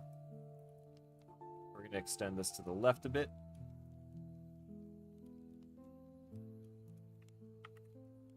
And we're gonna say if current HP, blah, blah, blah. So if the current HP is greater than 0, fine, go on with stuff. If it is equal or less than, then it's going to call these. And skip everything else.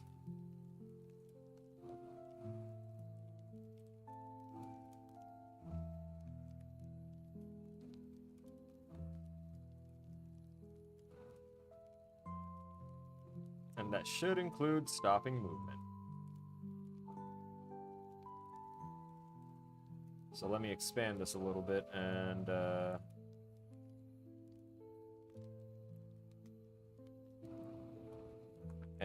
combat. Put that in. Stop. You really want me to pull it from here, huh? Stop active movement. Stop movement immediately.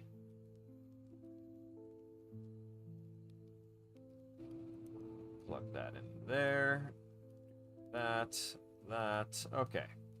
So now it should hopefully understand that when it go bye-bye and supposed to die,